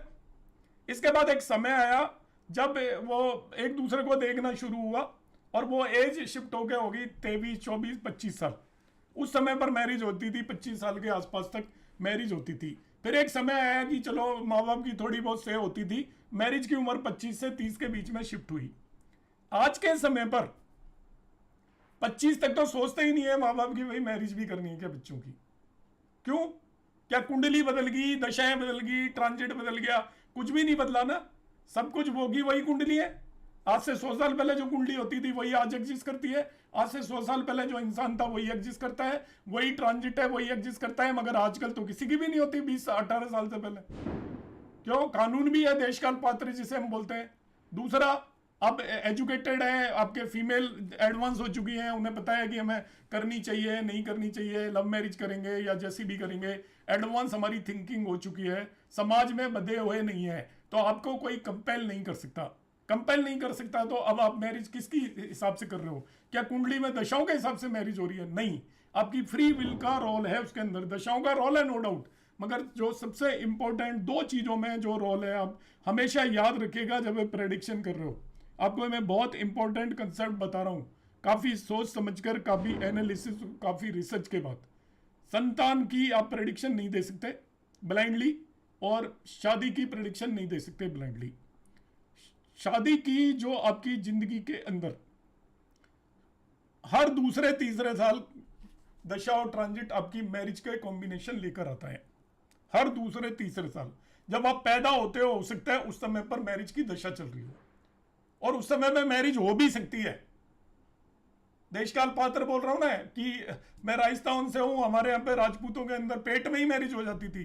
तेरा लड़का हुआ, मेरे लड़की हुई, तो उन दोनों की शादी कर देंगे हम। और वो गोद में लेकर उनकी मैरिज कर दिया करते थे, गोद में लेकर फेरे डाल दिया करते थे। मैं खुद गया हूं ऐसी मैरिज में। तो उनकी दशा 2 या 3 साल पे ही आ गई। तो दशा आपकी 5 साल पे भी आएगी, 7 पे भी आएगी, 9 पे भी आएगी, 12 पे भी आएगी, 15 पे भी आएगी। तो कौन एस्ट्रोलॉजर को इतनी ताकत है जो ये बता दे कि इनमें से कौन सी दशा में मैरिज होगी? कोई एस्ट्रोलॉजर नहीं बता सकता। एस्ट्रोलॉजर का क्या काम है? ध्यान से सुनिएगा, मैं आपको प्रैक्टिकल चीजें बता रहा हूं। जब आपके पास व्यक्ति आए, जब आपके पास व्यक्ति आए कि जी मुझे मैरिज करनी है, और कौन? माँ बाप नहीं, आप उससे जरूर बात करिए जिस बच्चे ने मैरिज करनी है। आप उससे पूछिए वो चाहता भी है या नहीं चाहता है, या माँ बाप जबरदस्ती कर रहे हैं और इस चक्कर में वो डिले हुए जा रही है। आजकल अक्सर यही देखा जाता है कि माँ बाप भी लगे होते हैं कि वो सोचते हैं हम फ्री हो जाएं, मुफ्त हो जाएं, पोते पोती खिला लें, नाती पोते खिला लें, बच्चों को कोई लेना देना नहीं है, वो रेस्पॉन्सिबिलिटी लेने को तैयार नहीं है बिल्कुल भी। अब आप उससे पूछिए, वो कह रहा है हाँ मैं करना चाहता हूँ। अब आप जो नियरेस्ट डेट निकलती है वो बता दीजिए, मैरिज पक्का हो जाएगी। उसकी कुंडली के अंदर जो भी एस्ट्रोलॉजर का काम है, मैरिज की 50 डेट निकाल सकते हैं हम, जो सबसे क्लोज हो जब वो व्यक्ति आपसे कांटेक्ट करे। ये मान के चलिए प्रारब्ध का हिस्सा है। एस्ट्रोलॉजर के पास कोई व्यक्ति आया, इसका मतलब वो सारे हथियार उसके खराब हो चुके हैं, सारे हथियार आजमा चुका है। एस्ट्रोलॉजर सबसे आखिरी वो होता है जब सारी जगह हार चुका होता है, मैट्रिमोनियल साइट्स में दे चुका होता है, लोगों से बात कर चुका होता है। इसके बाद उसके मन के फिर एंड में कोई कहता है कि जी वो फलाने पंडित जी है, वो बात सही बताते हैं, जरा उन्हें भी दिखा लो। तब वो हमारे पास आ जाते हैं और फिर वो कहेंगे जी आप बताइए, चाहे हम पंडित जी है या नहीं है, तो फिर हम उसको बताएंगे। तो आपने क्या नियम बनाना है कि संतान प्राप्ति मीन चाइल्ड बर्थ और मैरिज के केस में नॉर्मल एस्ट्रोलॉजी नहीं लगानी, मगर कुछ चीजें पक्का होंगी। आपके चाहने का कोई असर नहीं होगा। बीमार कोई नहीं चाहता बीमार हो, सब होते हैं, वो दशाओं के थ्रू होगा, ट्रांजिट के थ्रू होगा। 7th हाउस है, वो 6th हाउस है आपका डिजीज का, आपका operation, hospitalisation, accident, 8th and 12th, 6, 8, 12 के रिजल्ट आपके हाथ में बिल्कुल भी नहीं है, 1% भी। ये ध्यान रखिएगा, इन इंपॉर्टेंट बातों को हम नोट कर लो। 6, 8, 12 के रिजल्ट आपकी दशा सीक्वेंस पर ही डिपेंड करेंगे, ट्रांजिट पर बिल्कुल डिपेंड नहीं करेंगे। ट्रांजिट हालांकि उसको टाइम करेगा, मगर उनसे रिलेटेड घटनाएं जब घटित होंगी, 5वें और 7वें भाव को अलग कर दीजिए, 5th एंड 7th आपकी फ्री विल पे डिपेंड करेंगे सबसे ज्यादा। इसके बाद 6, 8, 12 के जो भावों के रिजल्ट हैं वो आपकी दशाओं पर डिपेंड करेंगे। आप बीमार नहीं हो सकते जब तक अप्रोप्रिएट दशा ना हो, ट्रांजिट ना हो। आपका हॉस्पिटलाइजेशन, सडन इवेंट नहीं हो सकता, एक्सीडेंट नहीं हो सकता। 8th हाउस, आपको इनहेरिटेंस नहीं मिल सकती जब तक कि आपकी प्रॉपर दशा सीक्वेंस ना हो। 12th, लॉसेज नहीं हो सकते, आप बाहर नहीं जा सकते, आपको कोई पर्सनल लॉस, घर में कोई डेथ वगैरह नहीं हो सकती जब तक प्रॉपर ट्रांजिट और वो ना हो। तो 6, 8, 12 के जब भी आपको रिजल्ट देखना है, व्यक्ति से नहीं पूछना, वो आप प्रेडिक्शन दे सकते हो बगैर कुछ कहे। आपको ही नहीं पूछना तू कितना पढ़ा लिखा है, कहाँ का रहने वाला है, पिताजी क्या करते हैं, माताजी क्या करते हैं, कोई लेना देना ही नहीं है। 6, 8, 12 में आपको कोई देशकाल पात्र की जरूरत नहीं है। आप कुंडली देखिए, बताइए भाई साहब इतने साल की उम्र में आप बीमार पड़ोगे, इतने साल की उम्र के अंदर आपको एक्सीडेंट होने की संभावना है। तो 6, 8, 12 3 भावों में आपको कोई भी चीज नहीं देखनी। देखिए ये सेकंड बाइफर्केशन है। तो 5 और 7 में उस व्यक्ति की फ्री विल चलती है, और 6, 8, 12 के अंदर आपको दशा और वो लगेगा। इसके बाद आपने 4th हाउस और जो 10th हाउस देखना है, 4th एंड 10th। इसमें आप ध्यान रखिएगा कि ये केवल ट्रांजिट भी इन इवेंट को करा सकता है, मगर ट्रांजिट कब कराएगा ध्यान से सुनिए। 4th क्या है? मकान खरीदना है, कार खरीदनी है, मेनली इसी काम के लिए यूज करते हैं। वैसे तो बहुत सिग्निफिकेशंस हैं। अच्छा मोबाइल लेना है, आईफोन लेना है, जो भी लेटेस्ट आएगा, कोई भी एसेट आप लेना चाहते हो, 4th हाउस हो गया। बड़ी कार लेनी है, अब आपकी इच्छा है इस तरीके की कार लेनी है, लॉन्च होगी तभी तो लोगे, आपकी मर्जी से थोड़ी ले लोगे जाके। पैसे होंगे आपके पास, मूड बनेगा, किस दिन आप बिल्कुल सोच कर बैठ कर जाओगे कि यार ये ले लेते हैं, नहीं टालते रहोगे टालते रहोगे टालते रहोगे, और एक दिन ऐसा आएगा चंद्रमा का ट्रांजिट, आप एकदम से उसके आगे से निकल रहे होगे और शोरूम में घुस जाओगे। शोरूम में घुसोगे, आपको वो जो सेल्स मैन वहां पे बैठा होगा वो आपको फंसा ही लेगा कुछ ना कुछ कर करा के, और आप नहीं लेने गए तभी भी आके घर पे बता दोगे वाइफ को कि भाई देखो मैं कार बुक करा के आ गया हूँ। किसका रोल है इसमें? ट्रांजिट का रोल है। ऐसे ही नौकरी कर रहे हो आप, तैयारी कर रहे हो, कंपटीशन की तैयारी कर रहे हो, इंटरव्यू देते जा रहे हो देते जा रहे हो देते जा रहे हो, आपकी कोई फ्री विल नहीं है। आपको जब प्रोफेशन मिलेगा, नौकरी मिलेगी, तो वो आपका नौकरी तो मिलेगी दशा और ट्रांजिट दोनों की वजह से, मगर आप नेम फेम आपको मिलेगा केवल ट्रांजिट की वजह से। कोई व्यक्ति नहीं जानता कि उसका कब नेम फेम हो जाएगा। आपने बहुत लोगों का नाम सुना होगा कि वो एकदम से ही उनका नाम आ जाता है, किसी भी वजह से आप फेमस हो जाते हैं। एक दिन के अंदर अंदर फेमस हो सकते हो आप, यदि ईश्वर चाहेगा, आपकी मदद करेगा। That is the transit, it is the 10th house. तो 10th हाउस के रिजल्ट भी आपको ओनली ट्रांजिट दे सकता है।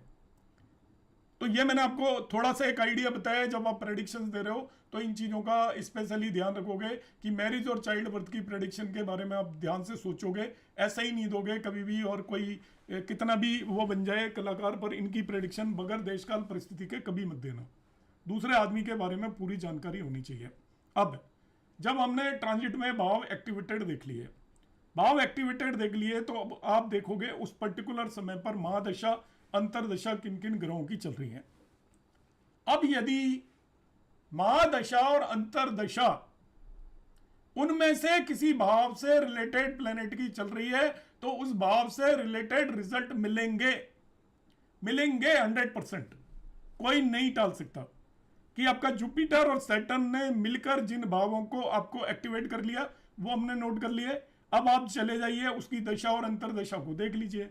दशा और अंतरदशा पर हम बात करेंगे अगली क्लास में, आज की क्लास में नहीं करूंगा मैं। नेक्स्ट क्लास में मैं बताऊंगा किस तरीके से देखना है, थोड़ा ब्रीफ में। हालांकि वो टॉपिक तो बहुत बड़ा हो जाता है, पर ब्रीफ में आप कैसे यूटिलाइज करोगे। तब हम आप दशा और अंतरदशा को पकड़ेंगे। एग्जाम्पल के लिए मैं यहां पर लेता हूं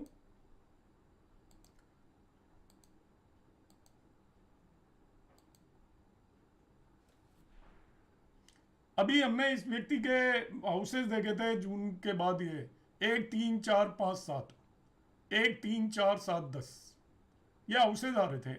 इसकी हम दशा पकड़ते हैं। देखिए इसको मुझे प्रेडिक्शन देनी है अभी क्या होने वाला है इसके साथ। इसकी देखिए मून की दशा है अप टू नवंबर, और नवंबर में मार्स हो जाएगी, तो मून की दशा है। तो वैसे तो ये आपका नियम है पाराशरी का, लघु पाराशरी का नियम है कि कोई भी प्लेनेट अपनी दशा में और अपनी अंतरदशा में नेचुरल सिग्निफिकेशंस के रिजल्ट देता है। केवल अपने नेचुरल सिग्निफिकेशंस के रिजल्ट देगा। तो मून अपने नेचुरल सिग्निफिकेशंस के रिजल्ट देगा। मगर मैं इसको लॉर्डशिप से भी रिलेट कर देता हूं कि मून यहां पर जो है आपका इस कुंडली के अंदर यदि आप देखोगे तो ये 5th हाउस का लॉर्ड है और लग्न में बैठा है। मून का इससे ज्यादा कोई रोल नहीं है। अंतरदशा भी इसकी है। आप शुरू में देखोगे तो पीडी भी इसी की आएगी। तो जनवरी 2026 के आसपास यदि आप देखना चाहोगे तो हम देख रहे थे कि यहाँ पर इसका और जनवरी के बाद, जून के बाद भी ये कई हाउसेस एक्टिवेटेड है। 1st हाउस एक्टिवेटेड है, 5th हाउस एक्टिवेटेड है, 4th हाउस एक्टिवेटेड है, 3rd हाउस एक्टिवेटेड है। ये भी हमने देखा था कौन कौन से हाउसेस एक्टिवेटेड थे। देखिए 1 3 4 7 थे अप टू 30th में। इसके बाद 1 3 4 5 7 हो गए आफ्टर 30th में। अब यहाँ पर हम देखते हैं 1 3 4 5 7। यदि मैं 30th मई के बाद देखूं, 30th मई के बाद, तो देखिए दशा प्लेनेट किस किस के रिजल्ट देता है। दशा प्लेनेट के बारे में हमें पता होना चाहिए। दशा प्लेनेट पहली बात तो अपने नेचुरल सिग्निफिकेशंस के रिजल्ट देगा। तो मून अपने नेचुरल सिग्निफिकेशंस के रिजल्ट दे देगा। इसके बाद आपका वो अपनी लॉर्डशिप वाले हाउसेस के देगा, 5वां भाव। इसके बाद जिस भाव को वो देख रहा होता है उसके रिजल्ट देगा, और जहां पर बैठा है वो सोर्स बनता है। सोर्स पर भी बात करेंगे अगली क्लास में। सोर्स पर मैं बात करूंगा। आप में से कोई लोग बताना चाहें, मैं मेरे से आप में से बहुत लोग पढ़ चुके हो, अधिकतर लोग मेरी दशाओं की क्लासेस करके ही आए हो, तो आप में से जो भी बोलना चाहे वो भी बोलेगा। सोर्स का क्या मतलब है, अगली क्लास में हम आधे से पौना घंटा सोर्स को यूटिलाइज करेंगे, क्योंकि दशाओं के रिजल्ट देखना अधिकतर लोगों को अभी भी नहीं आता। तो यहाँ पर हम क्या करेंगे, देखिए इसका पहला भाव के रिजल्ट मिलेंगे, 5वें के भी मिलेंगे और 7वें के भी मिलेंगे मून की दशा में। तो यहाँ पर हम देखते हैं, देखिए थर्ड से कोई कनेक्शन नहीं हो रहा, थर्ड से कोई, अब यहाँ पर इस पीरियड के अंदर देखता हूं मैं आफ्टर 30th में, थर्ड से कोई कनेक्शन नहीं हो रहा है आपका, मगर 1 से कनेक्शन हो रहा है, 4 से भी कोई कनेक्शन नहीं हो रहा। 1, 5, 7 के रिजल्ट मिलेंगे, 1, 5, 7 के। तो 5, 7 क्या बोलोगे आप? यदि ये खुद उसकी एज ग्रुप वो है तो हो सकता है इसकी मैरिज हो जाए, लव अफेयर चल जाए और उस ड्यूरेशन में इसकी मैरिज भी हो सकती है, या ये हो सकता है लर्निंग भी कर सकता है। 5 इज द लर्निंग और 7 इज द आपका पब्लिक एक्सपोजर, इसका हो सकता है। सोर्स कौन बनेगा? खुद 1 जहां पर बैठा हुआ है। मार्स कहां पर बैठा हुआ है इसके, इसमें देखिए वो सॉरी मून जो सोर्स बन रहा है लग्न में बैठा हुआ है पहले भाव में। तो पहले भाव का मतलब होता है जब फर्स्ट हाउस के सोर्स बनता है, इसका मतलब सेल्फ एफर्ट, अपने प्रयासों से उस व्यक्ति को वो चीजें मिलेंगी। तो यहां पर देखिए हम इसके बारे में एकदम से मैं इसको प्रेडिक्शन दूंगा कि भैया तेरा ये यहां पर आया, उसको और भी पिन पॉइंट करना मैं बताऊंगा। ये मेरे पास चलकर आया, मैंने इसको कहा कि तेरे भाई मई के बाद, मई से पहले कुछ और होंगे रिजल्ट, मई के बाद यदि मैं देना चाहता हूं मई से पहले होंगे रिजल्ट, तो उसमें आपको इसको मेनली मई से पहले कौन कौन सा है अप टू मई, तो ना ही तो इसको 3 के मिलने हैं, ना इसको 4 के मिलने हैं, 1 और 7 के रिजल्ट मिलेंगे। 1 और 7 के रिजल्ट मिलने की पॉसिबिलिटी है। 1, 7 का मतलब वही मैरिज की भी संभावना हो सकती है। साथ ही साथ आप ये कह सकते हो कि यहाँ पर 7th को मून देख रहा है तो क्वालिफाई कर रहा है, और इसके बाद आप कह सकते हो कोई पार्टनरशिप हो सकती है, और उसका सोर्स कौन बनेगा? Self effort. और उसके बाद जो होगा 1, 5, 7, तो इसको मैं रीड करना चाहूँ तो पढ़ना आपको आना चाहिए नंबरों को।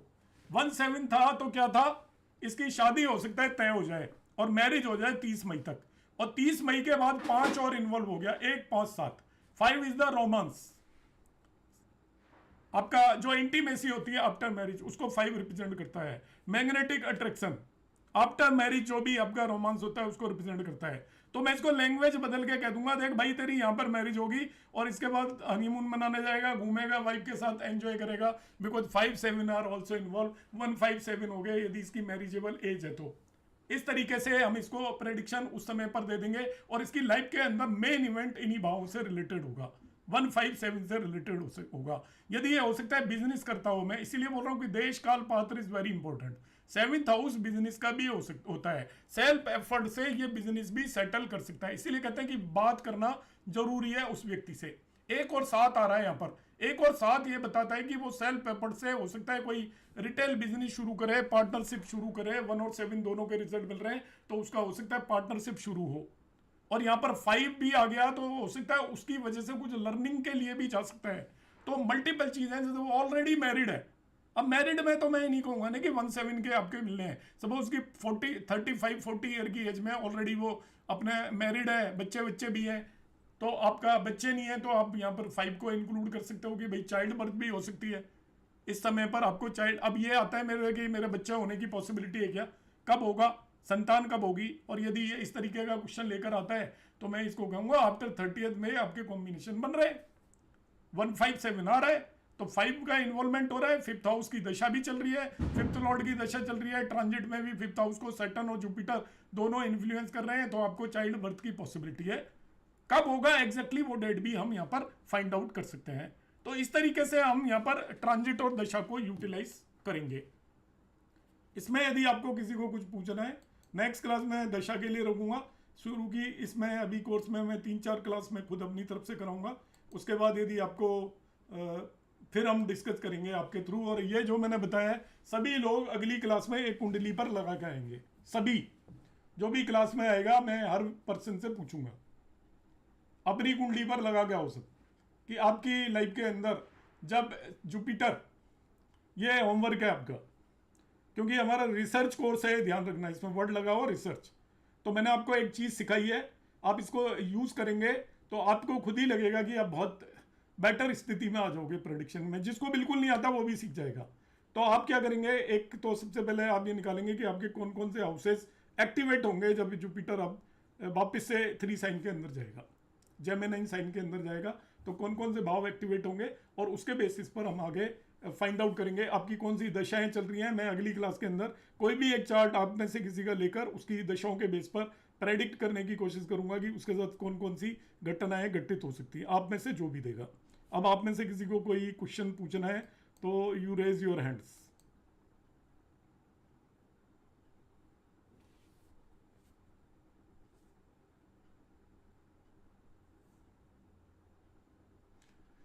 सेवेंथ एंड सिक्स बोथ भी एक्टिवेट हो सकते हैं, कोई बड़ी बात नहीं है। कई आपके साथ सब तरह की घटनाएं हमेशा हो सकती हैं, आपके कोई भी भाव हमेशा एक्टिवेट हो सकते हैं, अच्छे बुरे। तो हमारे साथ अच्छी बुरी दोनों तरह की घटनाएं हो जाएंगी। 6th और 7th का मतलब ये नहीं है कि कोई आपका सेपरेशन ही हो। 6 का मतलब हो सकता है आपको डिजीज हो। 6, 7 दोनों आपको देखिए 6, 7 का कॉम्बिनेशन मैं समझाता हूँ। 6, 7 दोनों एक्टिवेटेड है, कंपटीशन टॉप करोगे आप, इसका कॉम्बिनेशन भी है। 6 is the competition, 7 public exposure हो जाएगा आपका, सारी दुनिया जान जाएगी आपको। हो सकता है आपको इंटरव्यू लेने आ जाए आपके पास कोई, ये भी कॉम्बिनेशन है। 6, 7 अभी जैसे हमारी जो महिला टीम जीती है वर्ल्ड कप, इनका 6, 7 दोनों एक्टिवेटेड है, 10 भी एक्टिवेटेड है, 1 भी एक्टिवेटेड है, कोई चांस नहीं थे। 6 मीन्स कॉम्पिटिशन, 7 पब्लिक एक्सपोजर। आप घर घर में नाम जानेंगे कौन ये प्लेयर है, कौन वो प्लेयर है, किसने कितने रन बनाए। उससे पहले भी खेलती आई थी, 2 दिन पहले तक कोई नहीं जानता था, मगर अब सब लोग 4-5 दिन तक पेपरों में आएगा, प्राइम मिनिस्टर मिलेंगे, प्रेसिडेंट मिलेंगे, और उनका नेम फेम हर जगह है, जिस टाउन में सब लोग जान जाएंगे उनको। 7 एक्टिवेटेड हो गया, 10 भी हो गया, 1 भी हो गया, तो दोनों हो सकते हैं। जी राधा गुप्ता मैम।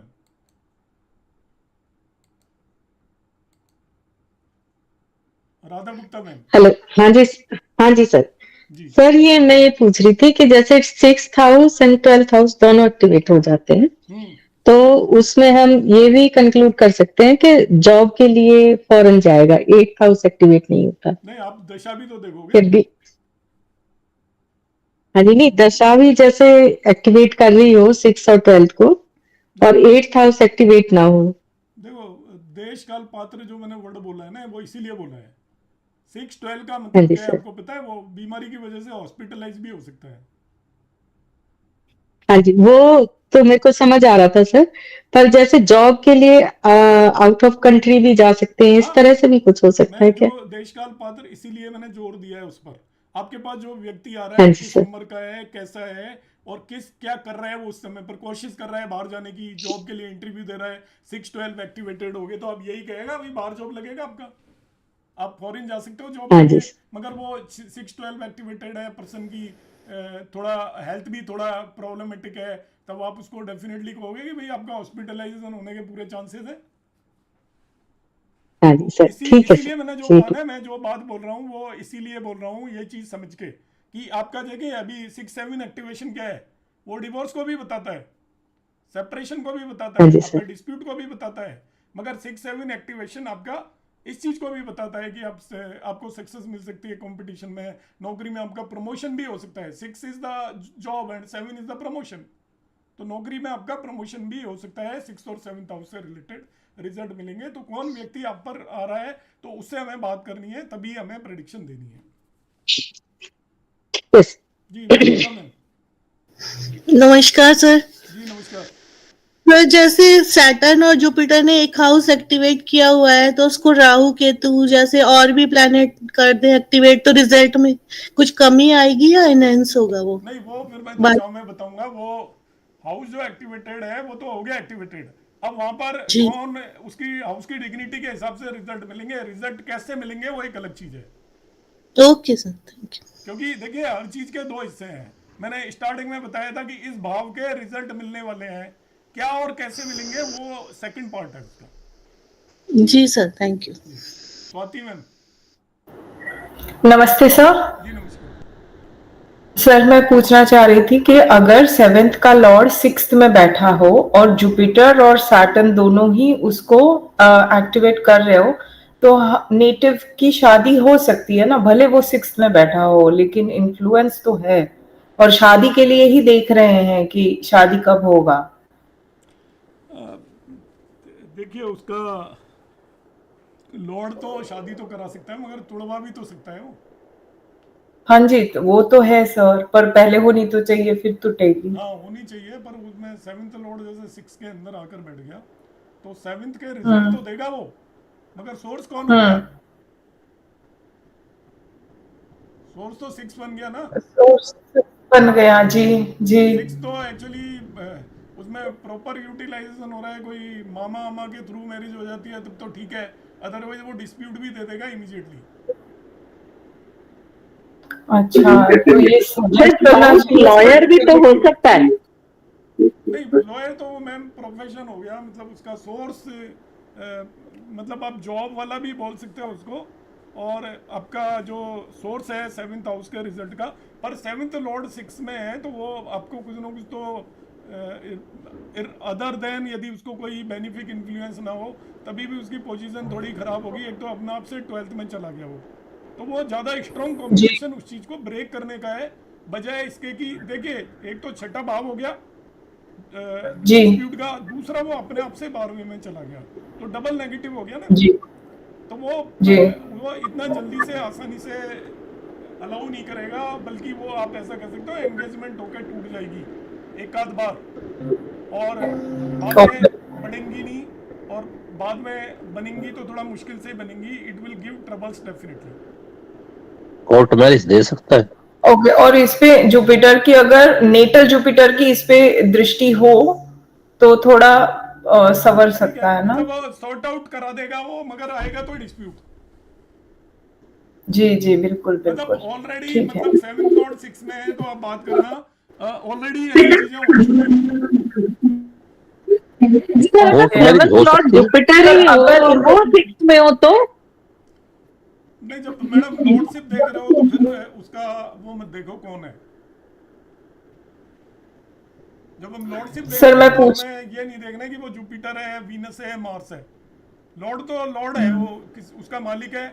अब वो यदि खराब स्थिति में जाकर बैठा है तो वो तो खराब हो गया। किसी भी भाव के रिजल्ट देने की मेन जिम्मेवारी उसके लॉर्ड की होती है। अब किसी भी भाव का लॉर्ड, उसका प्लेसमेंट इज वेरी इंपॉर्टेंट, जिसे हम डिग्निटी का हिस्सा मानते हैं। 6-8 बारे में जाकर बैठता है तो वो कमजोर हो जाता है। किसी भी भाव का स्वामी अपने आप से 12th में बैठता है तो भी वो अपने भाव के लिए फायदेमंद नहीं रहता, नुकसान वाला हो जाता है। तो वो कोई भी हो, रेस्पेक्टिव जुपिटर है या कोई भी है, पर है तो वो 7th लॉर्ड, तो एज ए 7th लॉर्ड उसकी स्थिति खराब होगी। जुपिटर भी 6-8 बारे में जाकर बैठेगा तो खराब ही हो जाएगा। खराब का मतलब रिलेटिवली वीकन हो जाएगा वो आपका। और 6th हाउस में जब भी कोई प्लेनेट बैठता है तो उसका सोर्स 6th हाउस होता है। अब 6th हाउस मैरिज में हम ये तो कह नहीं सकते, स्वयंवर तो होता नहीं है आजकल।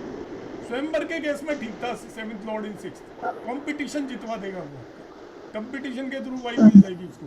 आज के समय पे स्वयंवर तो होता नहीं है, तो 7th लॉर्ड 6 में आएगा तो source of the 7th house, जो उसके रिजल्ट का सोर्स छठा भाव होगा। अब छठे भाव के अंदर जो सबसे जो स्ट्रॉन्ग सोर्स तो डिस्प्यूट ही बनता है।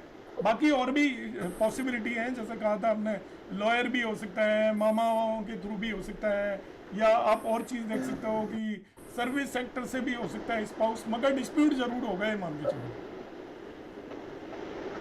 ठीक है sir, thank you sir. Madhuri ma'am, sir Sangeeta ma'am आप पूछ रहे हो, पूछिए। सर मुझे हमेशा एक डाउट ये रहता है कि अगर 7th लॉर्ड 6th में जाएगा तो वो 7th लॉर्ड का लॉस होगा ना सर। इट मींस इधर इट इज अ स्पाउस और अ बिजनेस एसोसिएट, क्या इसको ऐसे देख सकते हैं? नहीं, 7th हाउस नहीं में सर। सभी रिजल्ट देने की जिम्मेवारी 7th लॉर्ड की है। तो आपका जब जिसकी जिम्मेवारी है उसका प्लेसमेंट गलत हो गया एक तरीके से, कि वो आपका दुस्थान में जाकर बैठ गया तो वो आपका पीड़ित हो गया। 6 से 12 में जब भी कोई भी प्लेनेट जाता है उसे एफ्लिक्टेड मानते हैं, तो your 7th Lord is now afflicted. तो जब प्लेनेट एफ्लिक्टेड होता है किसी भी भाव का लॉर्ड, वो अच्छे रिजल्ट देने की स्थिति में नहीं होता कभी भी, क्योंकि प्लेनेट या तो आपका गुड कंडीशन में होगा, न्यूट्रल होगा, एफ्लिक्टेड होगा। यदि कोई भी प्लेनेट एफ्लिक्टेड है बाय एनी मैनर तो उसके रिजल्ट आपको अच्छे मिल ही नहीं सकते। अब 7th लॉर्ड है तो वो एक दो स्थितियां हैं, एक तो वो 12th हाउस के अंदर गया मीन्स लॉस करेगा 7th हाउस को, दूसरा वो 6th हाउस में जाकर वो खुद भी पीड़ित हो गया, तो 7th लॉर्ड की जो जिम्मेवारी है 7th हाउस के सभी रिजल्ट को देने की। तो जो भी पीड़ित प्लेनेट होता है वो आपके बेनिफिक रिजल्ट देने की स्थिति में कभी भी नहीं होता। Thank you sir. Madhuri ma'am.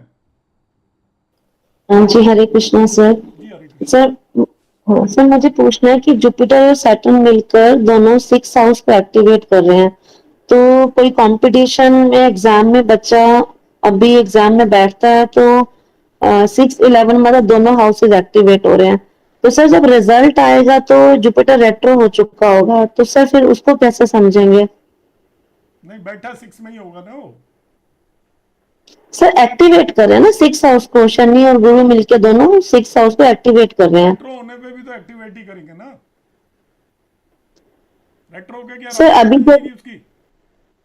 Sir भी 4th राशि में जैसे जुपिटर है, हाँ 4th साइन में और सैटर्न 12th साइन में, दोनों मिलकर 6th हाउस को एक्टिवेट कर रहे हैं, तो अभी एग्जाम है और जब सर आप बताइए, मैं मुझे नहीं समझ में आ रहा आप क्या बोल रहे हैं। आप कुंडली बताइए कहाँ पे कौन है, बताओ।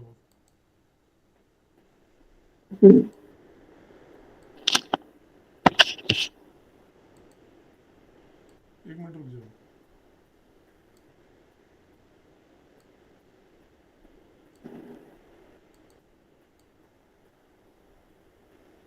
दशा भी है उनकी 6th हाउस की?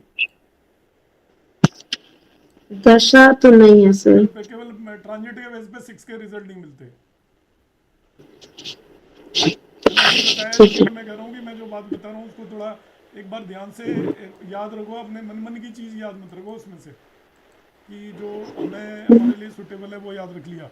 बगैर दशा के रिजल्ट नहीं मिलता 6th हाउस का, 8th हाउस का, 12th हाउस का, बगैर दशा के रिजल्ट नहीं मिल सकता 2nd हाउस का, 3rd हाउस का, 9th हाउस का। Dasha is important, only transit can never give result related to 6, 8, 12। आपका ट्रांजिट रिजल्ट दे सकता है केवल 1, 4, 7, 10 का, बाकी किसी का नहीं देता। बताइए कौन प्लेनेट कहाँ पर है? हाँ सर 4 नंबर साइन है लगन में। ठीक है,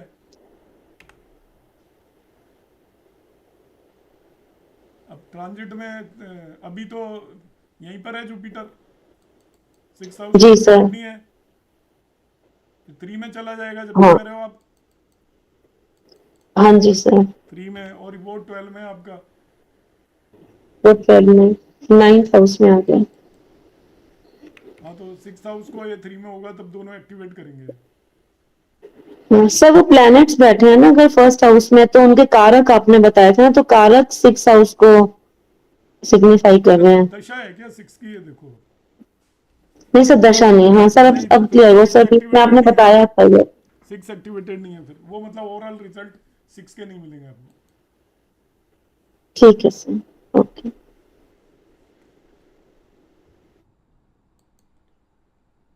अब आप सभी को कंसेप्ट क्लियर हो गया? यदि किसी को डाउट है तो बताएं, नेक्स्ट क्लास में आपको सबको एक करके लेके आना है। और इसका आप सभी से रिक्वेस्ट है कि आपने यदि ज्वाइन किया है तो आप लाइव क्लासेस में आए। रिकॉर्डिंग वगैरह कोई नहीं होती इसकी, मैं आपको दे दूंगा नहीं आज की क्लास की, पर आप इसको माने कि आप लाइव क्लास में आ रहे हैं, देन ओनली आप पार्टिसिपेट कर रहे हैं इसमें। ठीक है, सभी को लाइव में आना है और नेक्स्ट क्लास में सभी इस तरीके से अपनी अपनी कुंडली में लेकर आएंगे कि अगले साल जब जुपिटर 3 साइन में जाएगा, 4 साइन में जाएगा, 5 साइन में जाएगा, तो आपके कौन कौन से भावों के रिजल्ट मिलने की पॉसिबिलिटी है। आप में से ही हम किसी की भी कुंडली लेकर और उस पर मैं दशाओं को लगाकर आपको एक्सप्लेन करने की कोशिश करूंगा। तो आज की क्लास